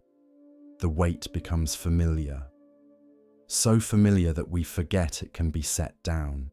The Buddha often taught that suffering persists, not merely because painful things happen, but because we continue carrying them long after the moment has passed. The first pain may be unavoidable. The second pain comes from clinging. The traveler and the heavy backpack reveal a simple truth. The journey itself is difficult enough. Life already includes challenges, loss, change, uncertainty. We do not need to add extra weight. Keep the lesson, release the burden. Keep the wisdom, release the suffering. Keep the memory, release the chains. For the road ahead will always contain hills to climb. But those hills become far easier when we stop carrying stones that were never meant to travel forever. And sometimes the greatest freedom is not found in reaching a destination. It is found in finally setting down what we no longer need to carry. With each breath, we continue our journey through the wisdom of Zen, where the smallest stone may hold the greatest truth. Here starts the next story. There once lived a monk named Sora, who knew more than anyone else in his monastery. At least that was what everyone said. And over time, it became what Sora believed as well. The monastery sat high in the northern mountains where the nights were clear and the stars seemed close enough to touch. Travelers often stopped there seeking wisdom. Young monks came to study. Scholars visited to exchange ideas. And whenever difficult questions arose, people usually turned to Sora. He had memorized hundreds of teachings, ancient sutras, commentaries, poems, philosophical debates, historical accounts. If someone quoted a passage incorrectly, Sora corrected them. If someone asked about a teaching, Sora could explain it in detail. His memory was extraordinary, his knowledge vast. People admired him, and secretly, he admired himself, not in an obvious way. He did not boast loudly. He did not demand praise. His pride was quieter than that, more refined, more difficult to detect. He simply believed he understood more than others. And because he believed this, he stopped listening as carefully as he once had. When younger monks asked questions, he answered before they finished speaking. When elders offered advice, he silently compared it to his own understanding. When visitors shared experiences, he often searched for opportunities to explain rather than learn. Knowledge had become his identity, and identities can become cages, even beautiful ones. One autumn evening, a wandering teacher arrived at the monastery. His name was Master Tenzin. Unlike many scholars, Tenzin carried no books. Unlike many teachers, he spoke very little. His robe was old, his sandals worn, his face weathered by many years of travel. At first, Sora felt disappointed. He expected a renowned master to appear more impressive. Yet the abbot welcomed the visitor warmly, very warmly, which surprised him. For several days, Tenzin remained at the monastery. The monks expected lectures, teachings, formal discussions. None came. Instead, the old teacher helped carry water, swept paths, prepared meals, worked in the garden. The younger monks seemed puzzled, Sora most of all. Finally, after several days, he approached the visitor. "Master," Tenzin smiled. "Yes? I have heard much about you." The old teacher nodded. "I hope not too much." The answer confused him. Sora continued. "People say you are wise." Tenzin laughed softly. "People say many things." The younger monk frowned. The conversation felt strangely difficult, like trying to hold water. Eventually he asked, "What teaching do you consider most important?" The old teacher looked toward the sky. The sun was setting. The first stars were appearing. Then he answered, "The one I am practicing right now." The answer irritated Sora immediately, because it sounded vague, incomplete, unsatisfying. He wanted philosophy, not simplicity. That evening, Sora sat in the library. Books surrounded him. Scrolls lined the walls. Candles flickered softly. The familiar environment brought comfort. Here, he felt secure, certain. Knowledge filled every shelf. The room represented everything he valued. As he studied, one of the younger monks entered. The novice looked nervous. "Brother Sora." "Yes?" "I wanted to ask a question." The younger monk hesitated. "What is enlightenment?" Sora smiled. Finally, a proper question. For nearly an hour, he explained. He quoted sutras, referenced historical masters, explained philosophical concepts, described various schools of thought. When he finished, the novice thanked him politely, then left. Several minutes later, Sora happened to pass through the courtyard. There sat the same novice beside Master Tenzin. The younger monk asked the same question. "What is enlightenment?" Tenzin picked up a fallen leaf, held it gently, then asked, "What do you see?"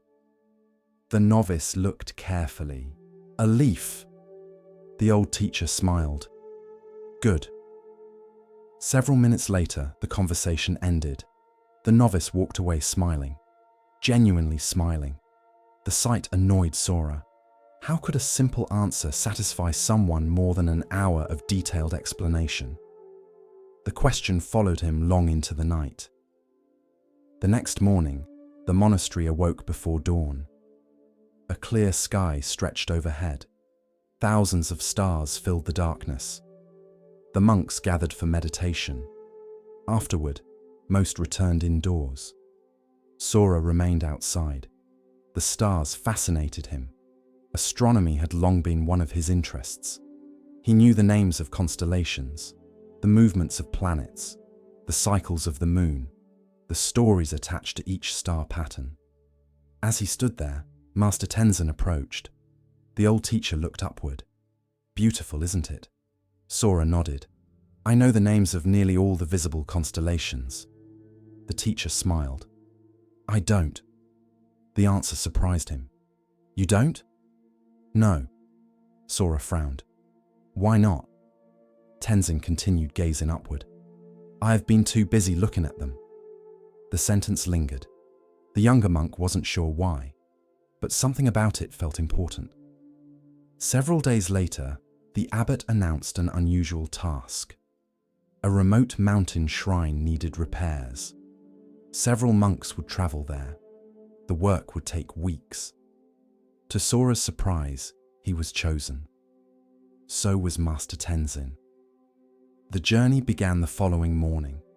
The path climbed steadily into the mountains. Forests surrounded them. Streams crossed the trail. Birdsong echoed through the trees. The scenery felt peaceful. Yet Sora spent much of the journey discussing ideas, philosophy, history, scripture, debate. The old teacher listened politely, occasionally smiling, rarely responding. Eventually Sora became frustrated. "Do you disagree?" Tenzin looked surprised. "With what?" "Anything." The teacher laughed softly. "Why must I disagree?" The younger monk sighed. "Because discussion sharpens understanding." The old man nodded. Sometimes. The answer felt incomplete. Again. Several days into the journey, they reached a mountain lake. The water was perfectly still. Not a ripple disturbed its surface. The monks stopped to rest. While others ate lunch, Tenzin sat beside the water silently. Sora joined him. For several minutes, neither spoke. Finally, the younger monk pointed toward the reflection. "The lake reflects the mountains perfectly." Tenzin nodded. "Yes." "Why?" The teacher smiled. "Because it is still." The answer arrived so quickly that Sora almost missed it. Then he understood, or thought he did. The mind is like the lake. The old teacher smiled. Perhaps. The younger monk felt pleased. He recognized the metaphor, understood the symbolism, connected it to familiar teachings. Tenzin looked at him kindly, then asked, "Is your mind still right now?" The question landed unexpectedly, because the answer was no. His mind was analyzing, comparing, interpreting, thinking, constantly thinking. The realization felt uncomfortable. Weeks passed. The repair work continued. The shrine stood on a remote cliff overlooking vast valleys below. The labor was simple: carrying stones, repairing walls, clearing paths. Physical work occupied most of the day. At first, Sora found it frustrating. The tasks seemed intellectually unstimulating. No debates, no books, no complex questions, just work. Yet gradually, something changed. While carrying stones, he carried stones. While repairing walls, he repaired walls. The simplicity became strangely peaceful. For brief moments, thinking ceased. Not because he forced it, because attention became complete. The experience felt unfamiliar and refreshing. One evening, after a long day of work, the monks sat beneath a sky overflowing with stars. The air felt cool. The valley below was silent. The stars seemed endless. Sora found himself studying them automatically, naming constellations, recalling astronomical facts, calculating positions. Then he noticed Tenzin. The old teacher simply looked. No analysis, no categorization, just looking. The younger monk suddenly realized something. For years, he had known about the stars, but he rarely experienced them. The distinction stunned him. Knowledge described reality. Experience touched it. The two were not identical, not even close. The realization continued deepening. The next morning, he noticed birdsong differently, the wind differently, the feeling of sunlight differently. Not because these things changed, because his attention changed. For years, concepts had stood between him and direct experience. Names, definitions, explanations, descriptions, useful things, valuable things, yet incomplete things. The menu was not the meal. The map was not the territory. The word was not the experience. The understanding arrived gradually, like dawn. Several weeks later, the repair work ended. The shrine stood renewed. The monks prepared to return home. Before leaving, Sora climbed alone to a rocky overlook. The view stretched for miles. Mountains, forests, rivers, sky. For a long time, he sat quietly. No analysis, no interpretation, no need to understand everything, just presence. The experience felt simple, yet profound. For the first time in many years, he stopped trying to grasp reality and simply allowed it. During the journey home, Sora walked beside Tenzin. After several hours, he finally spoke. "I think I understand." The old teacher laughed. Dangerous words. The response made him smile. Then Sora continued. "I spent years counting stars." Tenzin nodded. "Yes, but I forgot to look at the sky." The old teacher stopped walking. For a moment, Neither spoke. Then Tenzin bowed slightly. The gesture surprised him. "Why are you bowing?" The teacher smiled. "Because you finally answered your own question." Months later, the wandering teacher departed. Life at the monastery returned to normal. Or so it seemed. The library remained. The books remained. The teachings remained. Sora continued studying, continued learning, continued teaching. But something fundamental had changed. Knowledge no longer felt like ownership. It felt like a tool, a guide, a finger pointing toward the moon. Not the moon itself. When younger monks asked questions, he still answered. But more often, he asked questions in return. More often, he encouraged direct experience. More often, he admitted uncertainty. And strangely, the more humble he became, the wiser he seemed. Years later, a novice entered the monastery. Bright, curious, exceptionally intelligent. The young monk reminded everyone of Sora, including Sora himself. One evening, the novice proudly recited dozens of teachings from memory. The performance impressed everyone. Afterward, the novice asked, "Master, what do you think?" Sora smiled warmly, then pointed toward the night sky. Thousands of stars shone above them. "What do you see?" The novice immediately began naming constellations, planets, astronomical patterns. Sora listened patiently, then asked, "And what else?" The novice fell silent. The older monk smiled. The lesson was beginning again, as it always does. And perhaps that is the lesson. Knowledge is valuable. Study is valuable. Learning is valuable. The Buddha himself encouraged investigation, reflection, and understanding. Yet intellectual knowledge has limits. A person can memorize every teaching about compassion and still fail to be compassionate. A person can understand every description of stillness and still possess a restless mind. A person can count every star and never truly experience wonder. The monk who counted the stars reminds us that wisdom requires more than information. It requires direct experience, presence, practice. The Buddha often compared teachings to a raft, useful for crossing a river, but not something to carry forever afterward.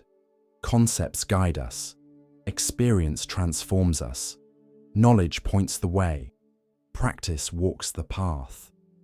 For the person who only studies water may remain thirsty. The person who drinks understands something entirely different. And sometimes the greatest wisdom begins the moment we stop counting stars long enough to simply look up and see the sky. Long ago, in a kingdom surrounded by rivers and rice fields, there was a lake unlike any other. From a distance, the lake appeared beautiful. Its waters reflected the sky. White clouds drifted across its surface. Birds nested among the reeds. Travelers often stopped to admire it. Yet anyone who came closer noticed something strange. The water near the shore was dark and muddy. The bottom of the lake was thick with silt. Rotting leaves gathered beneath the surface. The smell was not always pleasant. Many villagers avoided it. Children rarely played near it. Most people preferred the clear streams flowing down from the mountains. Only one thing drew visitors to the lake. Every summer, thousands of lotus flowers bloomed across the water. Their petals were brilliant white and soft pink. Their fragrance drifted through the air. From the muddy depths below emerged some of the most beautiful flowers in the entire kingdom. Among the villagers lived a young woman named Maya. Maya was known for her kindness. She helped elderly neighbors. She cared for injured animals. She shared food with those who had little. Yet despite her gentle nature, she carried a quiet sadness. Years earlier, her father had died unexpectedly. Soon afterward, drought damaged the family's crops. Debt followed. Several close friends moved away. One hardship seemed to arrive after another. Though Maya continued smiling, she often wondered why life felt so difficult. Sometimes she looked at other people and imagined they carried fewer burdens. She assumed they were happier, stronger, luckier. Meanwhile, she felt trapped by circumstances she could not change. One morning, after a particularly difficult week, Maya climbed a hill overlooking the village. There she found an elderly monk sitting beneath a tree. The monk was known throughout the region as Venerable Ketu. People traveled great distances to hear his teachings. Yet whenever someone asked him the secret to happiness, his answer was surprisingly simple. Look carefully. That was often all he said. Maya approached and bowed respectfully. Master, she said, may I ask a question? Of course. She sat beside him. For several moments she searched for the right words. Finally she spoke. Why does suffering seem to follow some people more than others? The monk looked toward the distant lake. Does it? It feels that way. The old monk nodded slowly. And what suffering follows you? Maya hesitated. Then the story poured out. She spoke of grief, loss, disappointment, fear, loneliness, dreams that had never come true. The monk listened without interruption. When she finished, silence settled between them. A gentle breeze moved through the grass. Far below, the lake shimmered in the sunlight.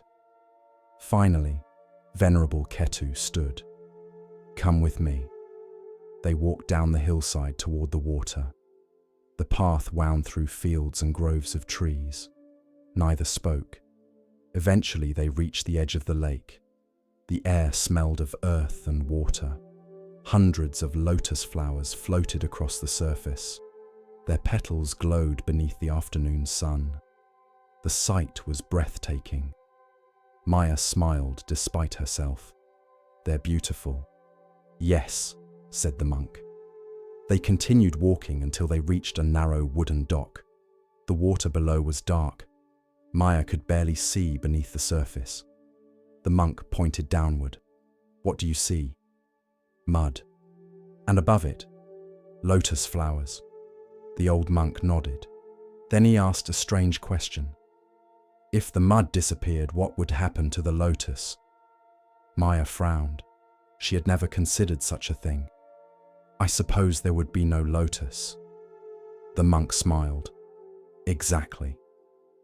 For a moment she did not understand. Then the old monk continued. Every person loves the flower. No one loves the mud. Yet without the mud, the flower could never exist.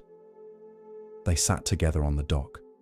Dragonflies drifted across the water. Somewhere nearby, a bird called softly from the reeds.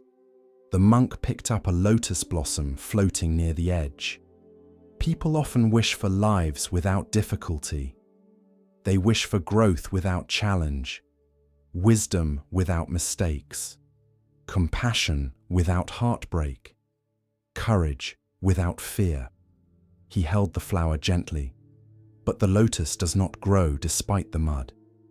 It grows because of the mud. Maya stared at the blossom. Its petals seemed impossibly clean, yet its roots rested deep within darkness. For the first time, she began to understand what the monk was saying. Still, a part of her resisted. Are you saying suffering is good? The monk shook his head. No. Suffering is painful. Loss is painful. Grief is painful. He looked toward the horizon. But pain often becomes the soil from which wisdom grows. The words settled into Maya's heart, yet understanding them fully would take time. The following months brought new challenges. A severe storm damaged several homes in the village. Many families needed help rebuilding. Maya volunteered immediately. Day after day she carried wood, repaired roofs, and delivered food. The work was exhausting. Yet she noticed something surprising. Because she had experienced hardship herself, she understood the fears of those who had lost so much. She knew how loneliness felt. She knew what uncertainty felt like. Her own suffering allowed her to comfort others in ways that simple advice never could. One evening, after helping an elderly widow repair her home, Maya returned to the lake. The lotus flowers were beginning to close for the night. The setting sun painted the water gold. As she watched them, she remembered the monk's words. Perhaps compassion had grown from her grief. Perhaps patience had grown from her struggles. Perhaps strength had grown from difficulties she once wished had never happened. The realization felt both comforting and unsettling. Several years passed. Maya's life slowly improved. The family debt was repaid. The harvests became more reliable. New friendships formed. Yet life remained life. Not every year was easy. Not every season brought happiness. There were still losses, still disappointments, still moments of uncertainty. The difference was that Maya no longer viewed suffering in the same way. She no longer saw hardship as proof that something was wrong with her life. Instead, she began asking a different question. Whenever difficulty appeared, she would quietly ask, "What might this be teaching me?" Sometimes the answer came quickly. Sometimes it took years. But eventually, every challenge revealed something. One winter, a young man named Nareen arrived in the village. He had recently lost his business. His confidence was shattered. Every conversation revolved around his failure.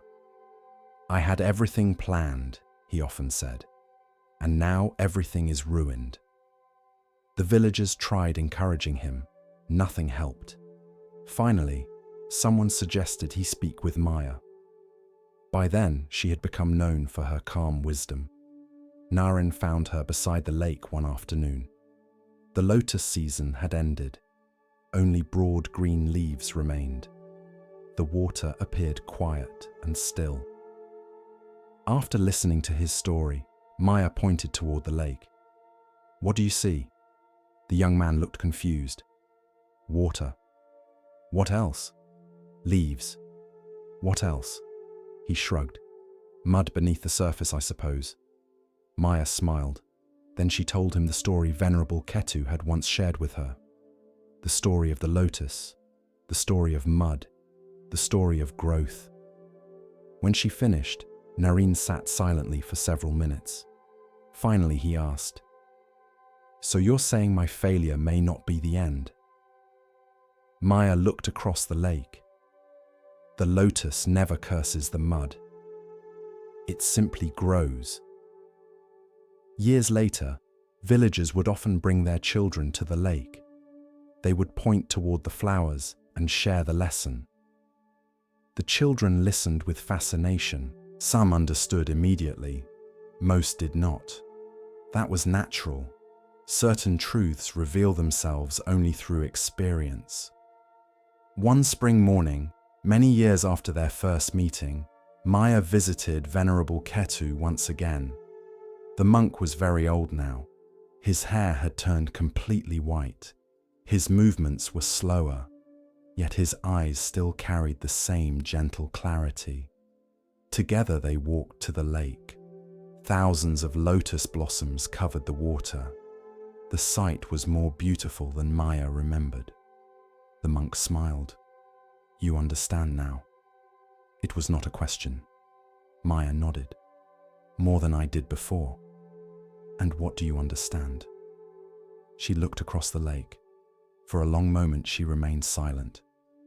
Then she answered, "I understand that everyone sees the flower."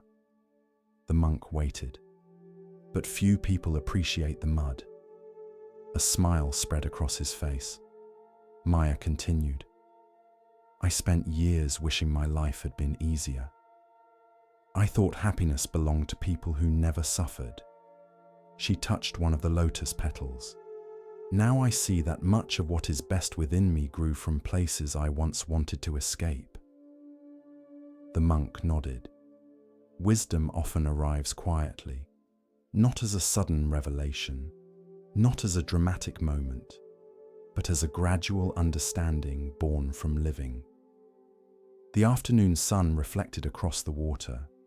The lotus flowers swayed gently in the breeze, and Maya realized something else. The lotus never remains in bloom forever. Eventually its petals fall, its beauty fades, the seasons change. Yet each year it rises again from the same muddy depths, again and again, just as human beings rise after disappointment, after grief, after failure, after loss. Not because life is easy, but because growth often emerges from the very places that seem darkest. And perhaps that is the lesson of the lotus. When we look at our struggles, we often see only mud. We see confusion, pain, fear, disappointment. Yet beneath the surface, something may already be growing. Patience, compassion, humility, wisdom, strength. The flower is not separate from the mud. The flower is born from it. So when difficult seasons arrive, remember the lotus. Remember that what appears dark today may one day nourish something beautiful. And remember that some of the most extraordinary flowers in the world begin their journey hidden beneath the mud. The path of Zen unfolds like morning mist, soft and patient. In this next tale, we are invited to see, beyond appearance, into essence. Listen carefully to the next story. Far beyond the crowded cities and busy trade routes, hidden among rolling hills covered in wild grass and pine trees, there stood an ancient monastery. The monastery was not famous. No kings visited it. No great treasures were stored there. No sacred relics attracted pilgrims from distant lands. In fact, many travelers passed nearby without ever noticing it. Yet among those who knew of its existence, a particular story was often told. The story concerned the monastery's gate. At first glance, the gate appeared ordinary. It was made of dark weathered wood. Time and weather had softened its edges. Vines climbed along the stone walls beside it. Nothing about it seemed unusual, until visitors noticed one curious detail. The gate had no lock. Not now, not ever. For generations, the gate had remained unlocked. Day and night, winter and summer, storm or sunshine. Anyone could enter, anyone could leave. Many travelers found this strange. Some considered it careless. Others considered it dangerous. The monks never seemed concerned. Whenever visitors asked why the gate remained unlocked, the monks would simply smile and say, "Because freedom cannot be locked." Few people understood what they meant. Among those who did not understand was a young man named Jun. Jun arrived at the monastery during the spring of his 25th year. He carried a small travel bag and a very heavy heart. From the outside, his life appeared successful. His family owned prosperous farmland. His health was good. His future seemed promising. Yet inside, Jun felt trapped. Trapped by expectations. Trapped by fear. Trapped by the endless pressure to become someone important. Since childhood, people had told him what he should become. His parents had expectations. His teachers had expectations. His neighbors had expectations. Even he had expectations. Each year seemed to add another burden, another responsibility, another standard he was supposed to reach. At first, he pursued these goals eagerly, but over time, something changed. The more success he achieved, the less free he felt. Every accomplishment created new pressure. Every victory created new obligations. Every step forward seemed to tighten invisible chains around his life. Eventually, he became exhausted, not physically, spiritually. One evening, after months of inner turmoil, he left home and began wandering. Several weeks later, his journey brought him to the monastery. The first thing he noticed was the gate, or rather, the absence of a lock. He examined it carefully. Surely there had once been one. Yet he found no evidence. The gate simply swung open. A monk sweeping the courtyard noticed his curiosity. "You seem interested in the gate." Jun nodded. "It isn't locked." "No." "Why?" The monk smiled. "You should ask the abbot." Jun was led to a garden behind the main hall. There he met an elderly teacher named Master Renzo. The old monk sat beneath a flowering cherry tree. Petals drifted gently through the air. The scene felt impossibly peaceful. Jun bowed respectfully. Then, almost immediately, he asked, "Why doesn't the monastery have a lock on its gate?" The abbot smiled. "Many people ask that."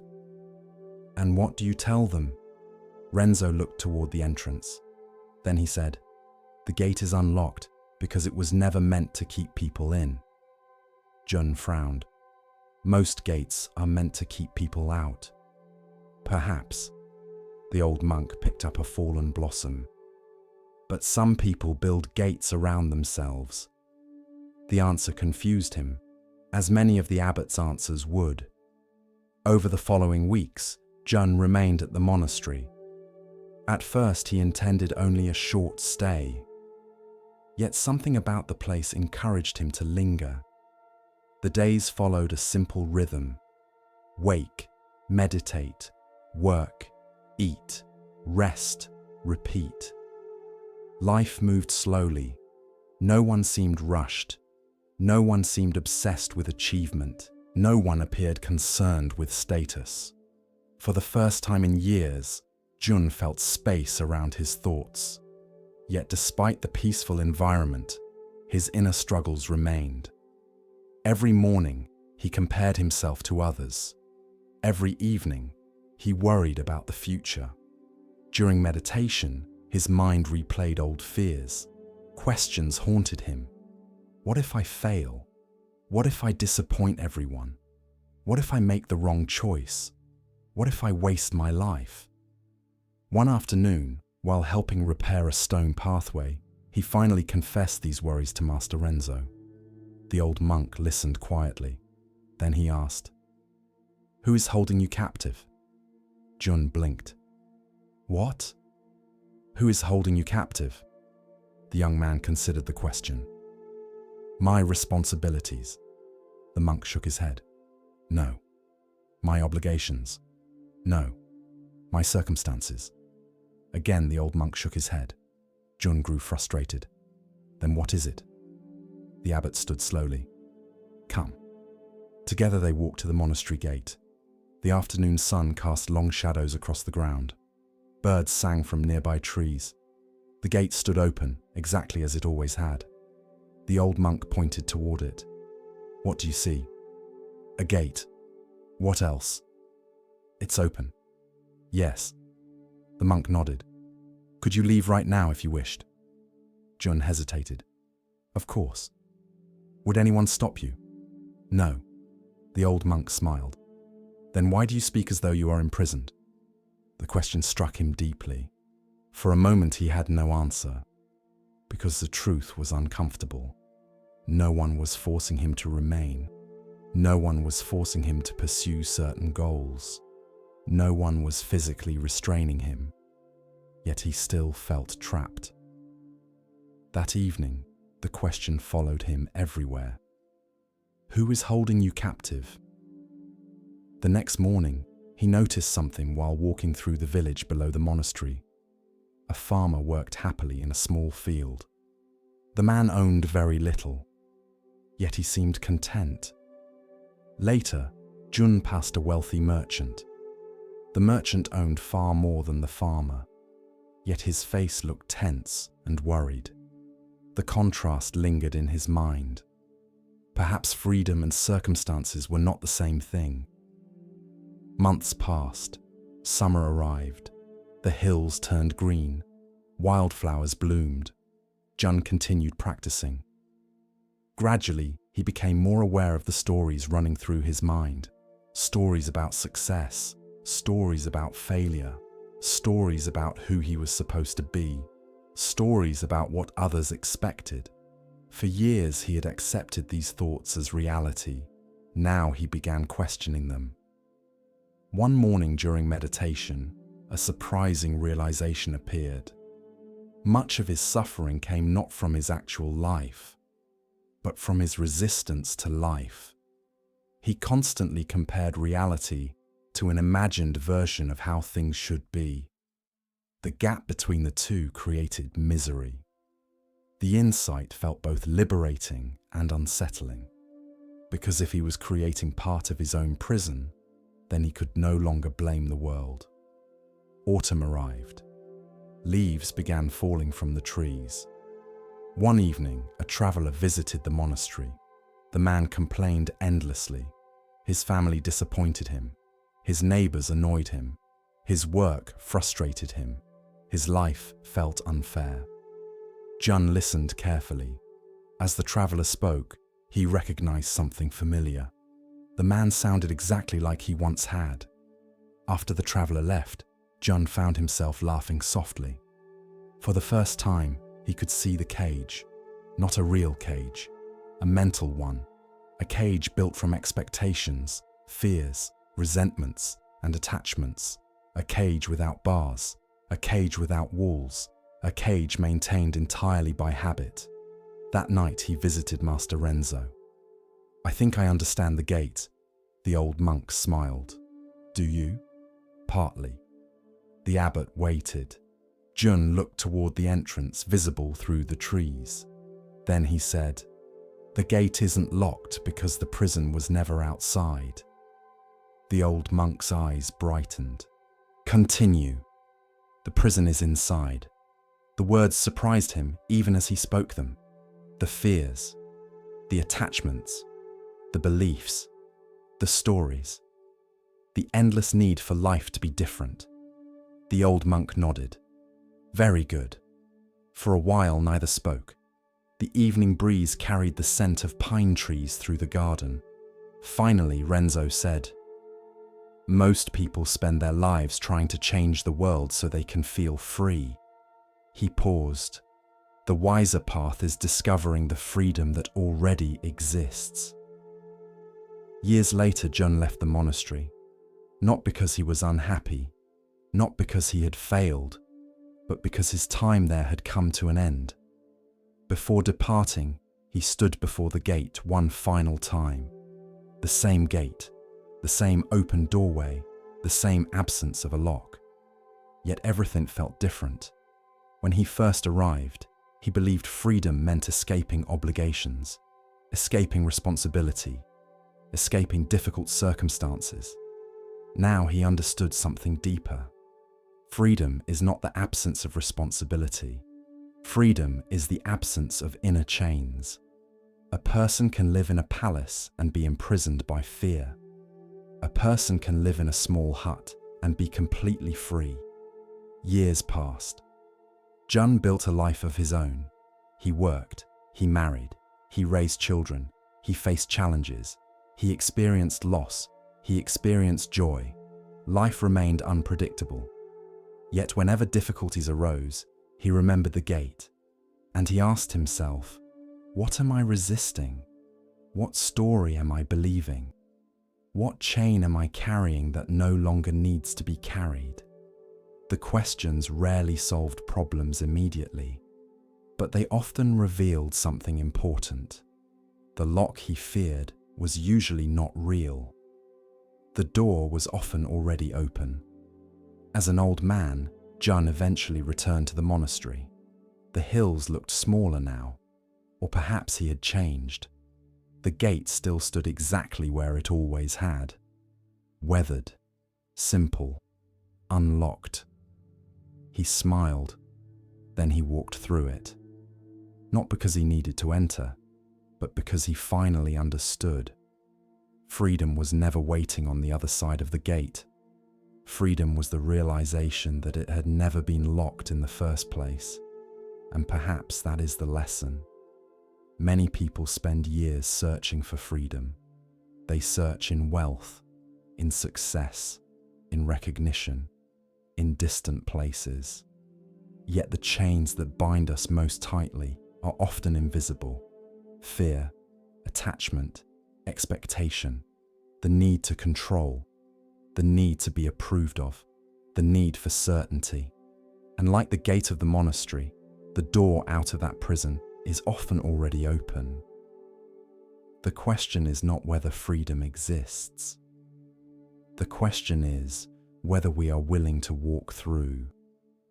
For sometimes, the greatest prison has no walls.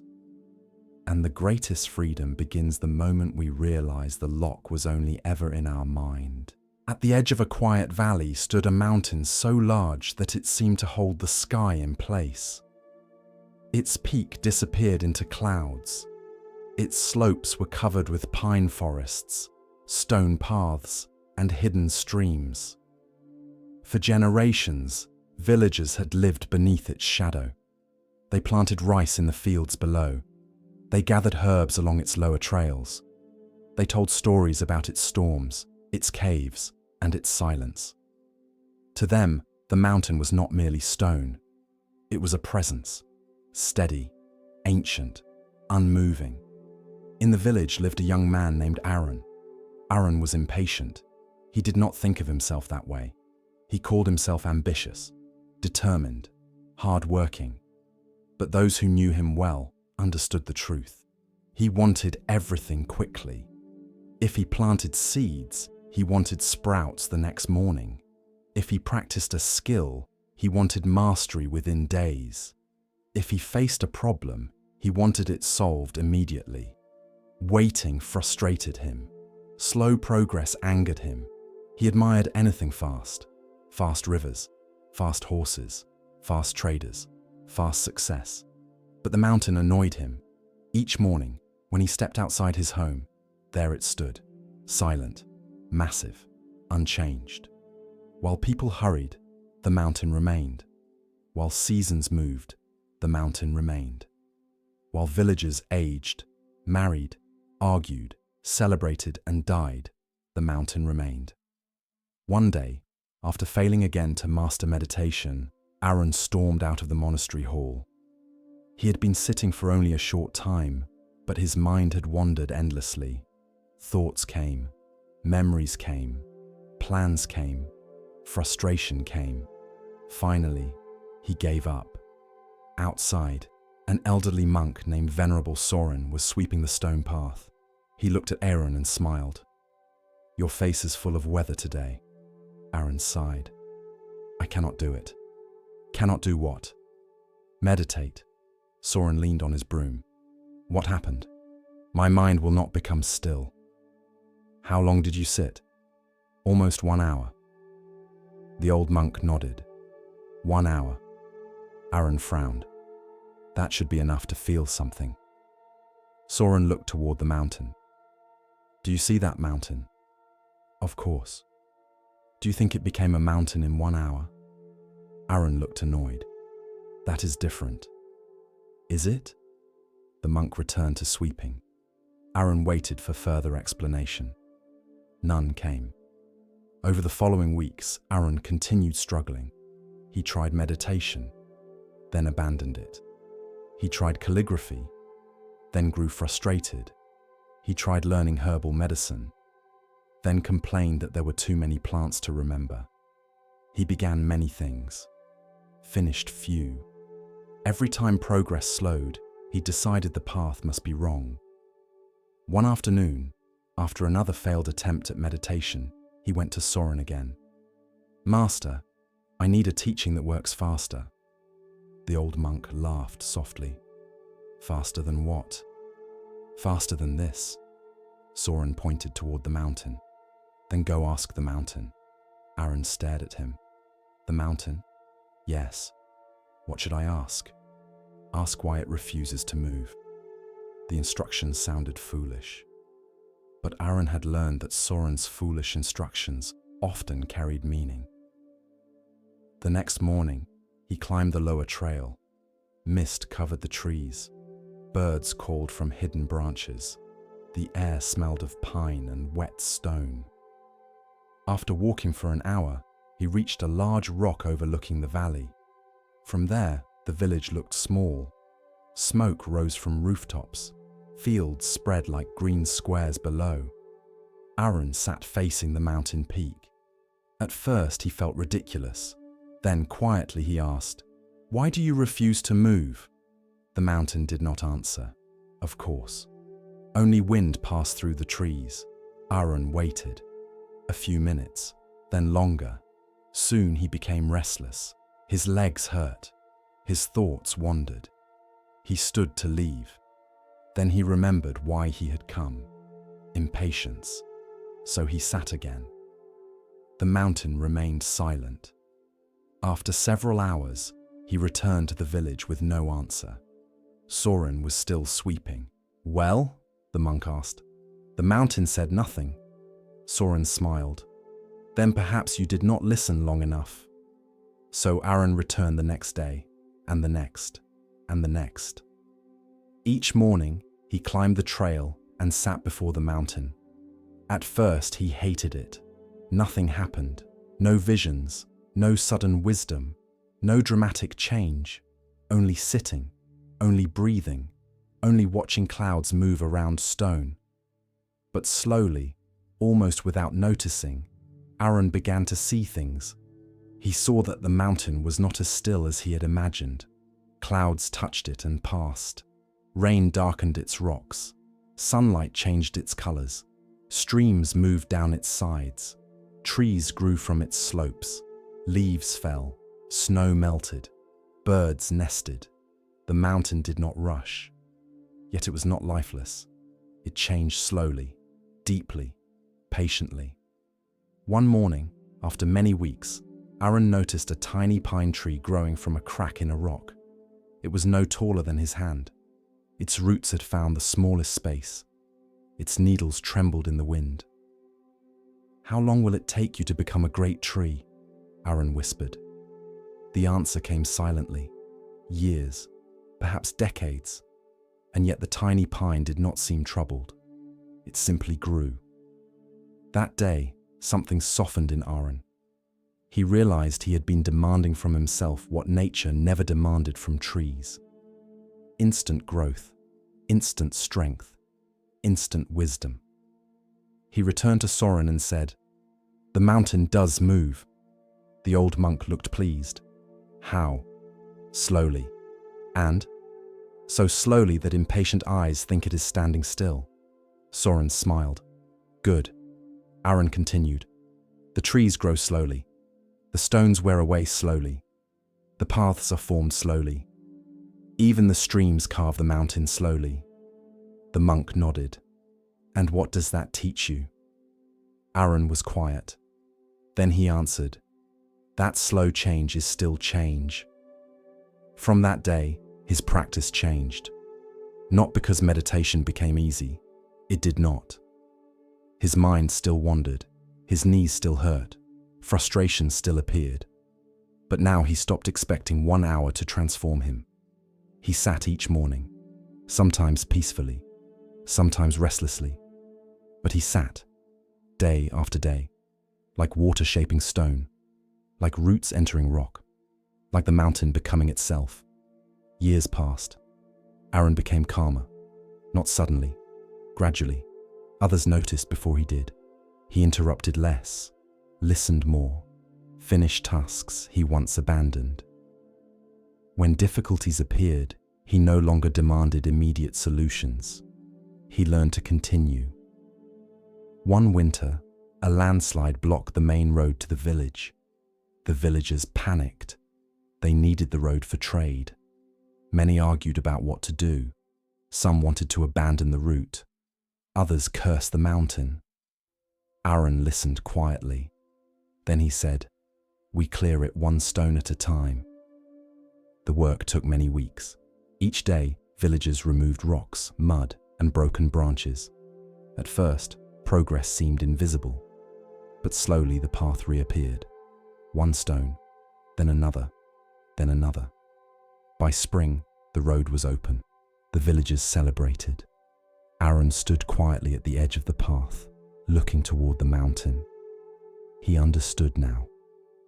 Great things rarely yield to one dramatic effort. They yield to steady effort repeated. Years later, young students came to Aaron for guidance. Many were like he had once been, impatient, eager, frustrated. They wanted peace quickly, wisdom quickly, success quickly. Whenever they complained, Aaron took them up the mountain trail. He showed them the tiny pine tree he had once discovered. By then, it had grown taller than a person, still small compared to the ancient trees, but strong, alive, rooted. "This tree is a teacher," Aaron would say. The students often looked confused. "It has never hurried." He would point to the rocks beneath it. It did not wait for perfect soil. It did not complain about the stone. It simply grew where life placed it. Then he would lead them to the overlook. Together, they would sit facing the mountain. Some students became restless within minutes. Others grew bored. A few became irritated. Aaron would smile. He understood. Then he would say, "The mountain has time to teach those who have time to listen." And perhaps that was the lesson. Patience is not doing nothing. Patience is steady effort without demanding immediate reward.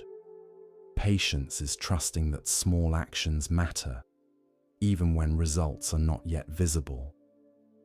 The seed beneath the soil is not failing because we cannot see the sprout. The river is not failing because the canyon takes centuries to form. The meditator is not failing because the mind wanders. The heart is not failing because healing takes time. Some things grow slowly because they are meant to grow deeply. So when the path feels long, remember the mountain. It does not rush. It does not despair. It does not measure itself by one morning or one season. It remains. It receives rain. It receives snow. It receives sunlight. It changes quietly. And over time, even stone is shaped. So continue. One breath, one step, one day, one patient effort at a time. For the mountain that seems unmoving may be changing more deeply than anyone can see. As the lantern of awareness glows a little brighter, we come to a tale about seeing with more than the eyes. Let the stillness guide you now, and listen carefully to the next story. Long ago, in a quiet province of green valleys and distant mountains, there was a river that ran beside a small village. The river began high in the snow-covered peaks, where ice melted beneath the spring sun and flowed down through narrow stone channels. From there, it passed through pine forests, open fields, rice paddies, and finally beyond the village toward lands no one there had ever seen. The villagers depended on the river for almost everything. They drank from it. They washed clothes in it. They watered crops with it. Children played along its banks. Old people sat beside it in the evenings, listening to the current move over smooth stones. To the villagers, the river seemed constant. It was always there, always flowing, always reflecting the sky. Yet anyone who looked closely would notice something strange. The river was never truly the same. In spring, it swelled with melted snow. In summer, it glittered beneath the sun. In autumn, red and golden leaves floated across its surface. In winter, mist rose from it like breath. The river remained, and yet it changed every moment. Among the villagers lived a man named Ammon. Ammon loved the river more than anyone. As a child, He had spent countless afternoons sitting near the water with his younger sister, Sari. Together they built small boats from leaves and twigs. They raced them downstream. They laughed whenever one became trapped between stones. They believed those days would last forever, but nothing lasts forever. When Sari was 17, illness came to the village. Many recovered. She did not. Her death changed Ammon. After she was gone, the river no longer felt like joy. It became memory. Every stone, every bend, every sound reminded him of what had been lost. Years passed. Ammon grew into adulthood. He worked in the fields. He married. He raised a son. From the outside, his life continued. But inside, part of him remained beside the river with his sister. He often returned to the place where they had played as children. There, he would sit for hours, staring at the water. Sometimes he imagined hearing her laughter. Sometimes he whispered things he wished he had said. Sometimes he felt anger toward time itself. Why must things change? Why do people leave? Why does life take what we love? One evening, as Ammon sat near the river, an elderly monk approached along the bank. His name was Venerable Gyro. He lived in a small hermitage above the village and often walked beside the water at dusk. For many days, he had noticed Ammon sitting in the same place, always looking at the same bend in the river, always with the same sadness in his eyes. This evening, Gyro stopped beside him. "May I sit?" Ammon nodded. The monk lowered himself onto a flat stone. For a while, neither spoke. The river moved softly before them. Finally, Gyro asked, "What do you see?" Ammon looked at the water. "The river." The monk nodded. "The same river you saw yesterday?" "Of course." "The same river you saw as a child?" Ammon hesitated. "Yes." Gyro smiled gently. "Look again." Ammon frowned. The answer irritated him slightly. He had no patience for riddles. "It is the same river." The old monk dipped his hand into the current. Water moved around his fingers and continued downstream. Then he lifted his hand. "Where is the water I touched?" Ammon watched the current. "Gone." "And the water before us now?" "New water." The monk nodded. "So the river remains, but the water changes." Ammon said nothing. Gyro continued. "Your sorrow comes partly from loving what has passed." Ammon's face tightened. "My sister died. Yes, I cannot simply let that go. I did not ask you to." The old monk's voice was soft. "Letting go does not mean forgetting." Ammon looked at him. "Then what does it mean?" Gyro looked toward the river.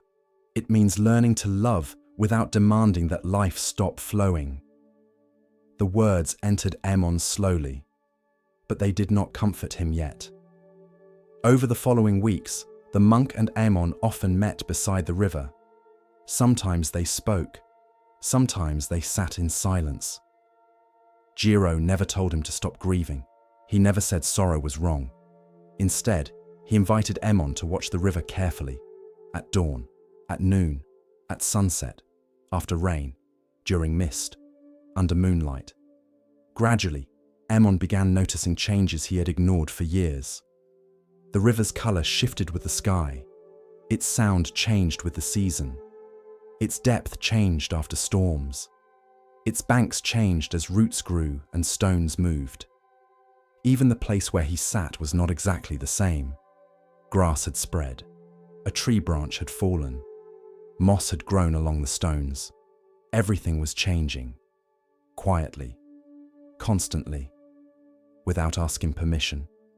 One autumn day, Ammon's son came to the river with him. The boy was 6 years old. He found several fallen leaves and began placing them in the current. One by one, the leaves floated away. The boy laughed and ran along the bank, trying to follow them. For a moment, Ammon felt a sharp ache in his chest. The scene was so much like his childhood with Sari that he could hardly breathe. His first instinct was to look away. The memory hurt too much. But then he remembered Jiro's words, love without demanding that life stop flowing. So he stayed. He watched his son laugh. He let the sadness come. He let the tenderness come too. For the first time in many years, grief and gratitude sat together in his heart. Neither erased the other. Both were true. That evening, Emon told Jiro what had happened. The monk listened. Then he said, "You are beginning to understand the river." Emon looked toward the water. "I still miss her." "Of course. Will that ever stop?" Jiro was quiet for a moment. Then he answered honestly, "Perhaps not completely." Emon lowered his eyes. "But the shape of sorrow can change." The old monk picked up a fallen leaf. At first, grief may feel like a stone blocking the river. He placed the leaf into the water. But with time, it may become part of the current. The leaf drifted away, still present, still real, but moving. Years passed. Emon continued returning to the river. But slowly, his relationship to it changed. It no longer belonged only to the past. It became part of the present again. He brought his son there. Then, years later, his daughter. He taught them how to make leaf boats. He showed them where the water ran fastest. He told them stories about their Aunt Sari, not with the frozen pain he once carried, but with warmth, with love, with a sadness that had softened into memory. One spring, heavy rains came. The river rose higher than anyone had seen in years.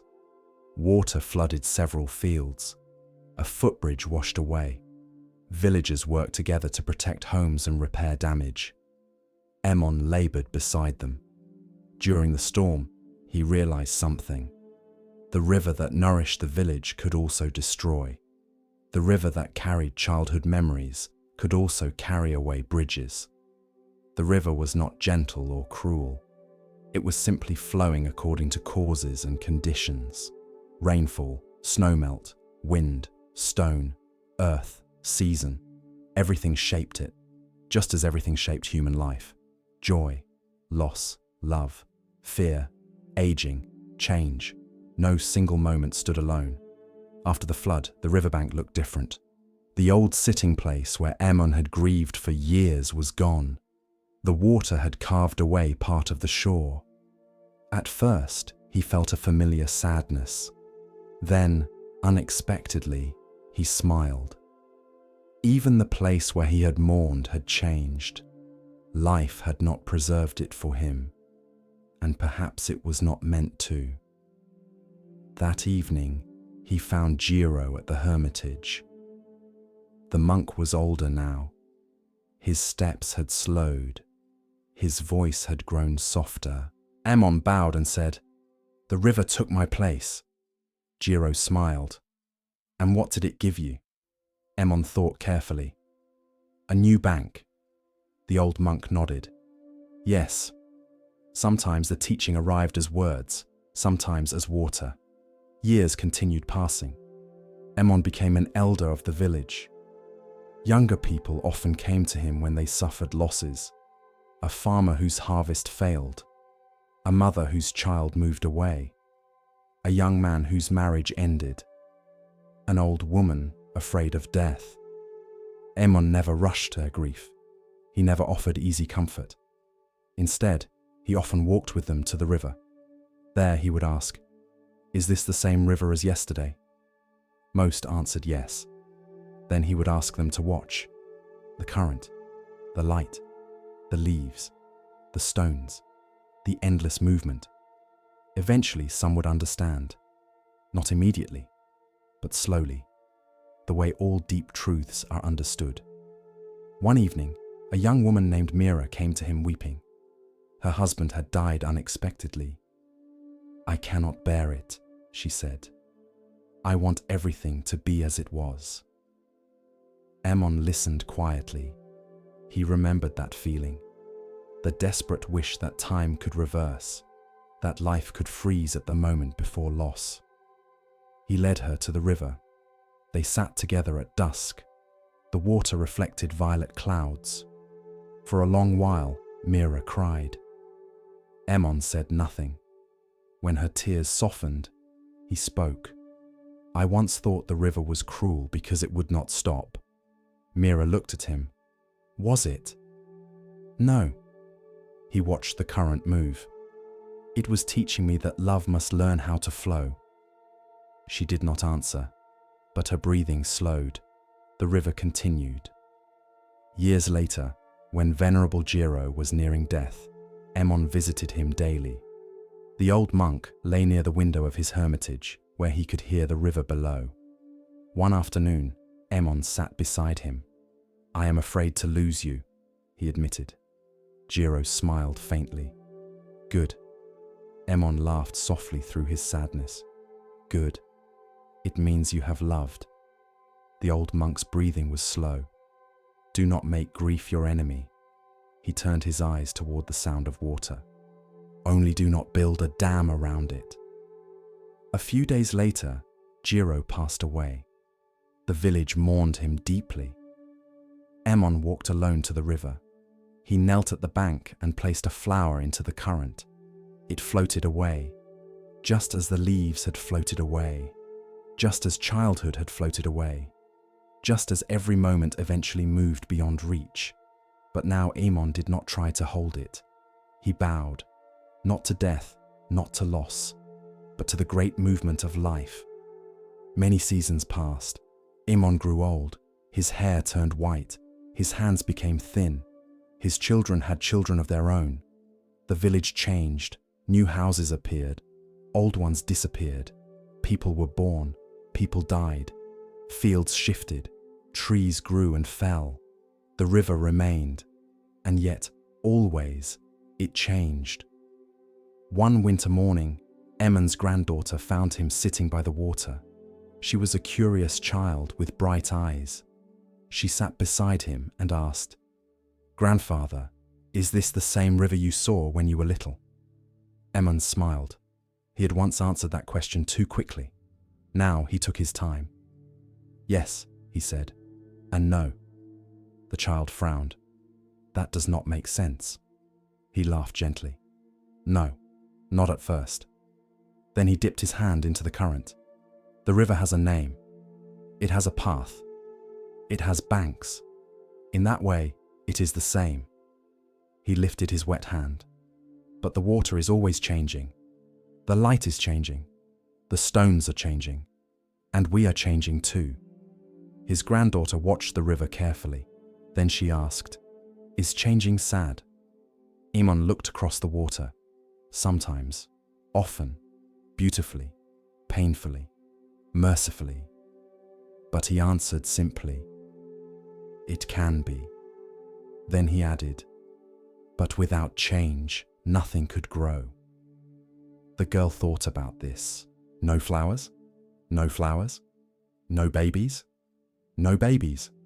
No birthdays? No birthdays? No spring? No spring. She became quiet. Then she nodded as if this was very serious.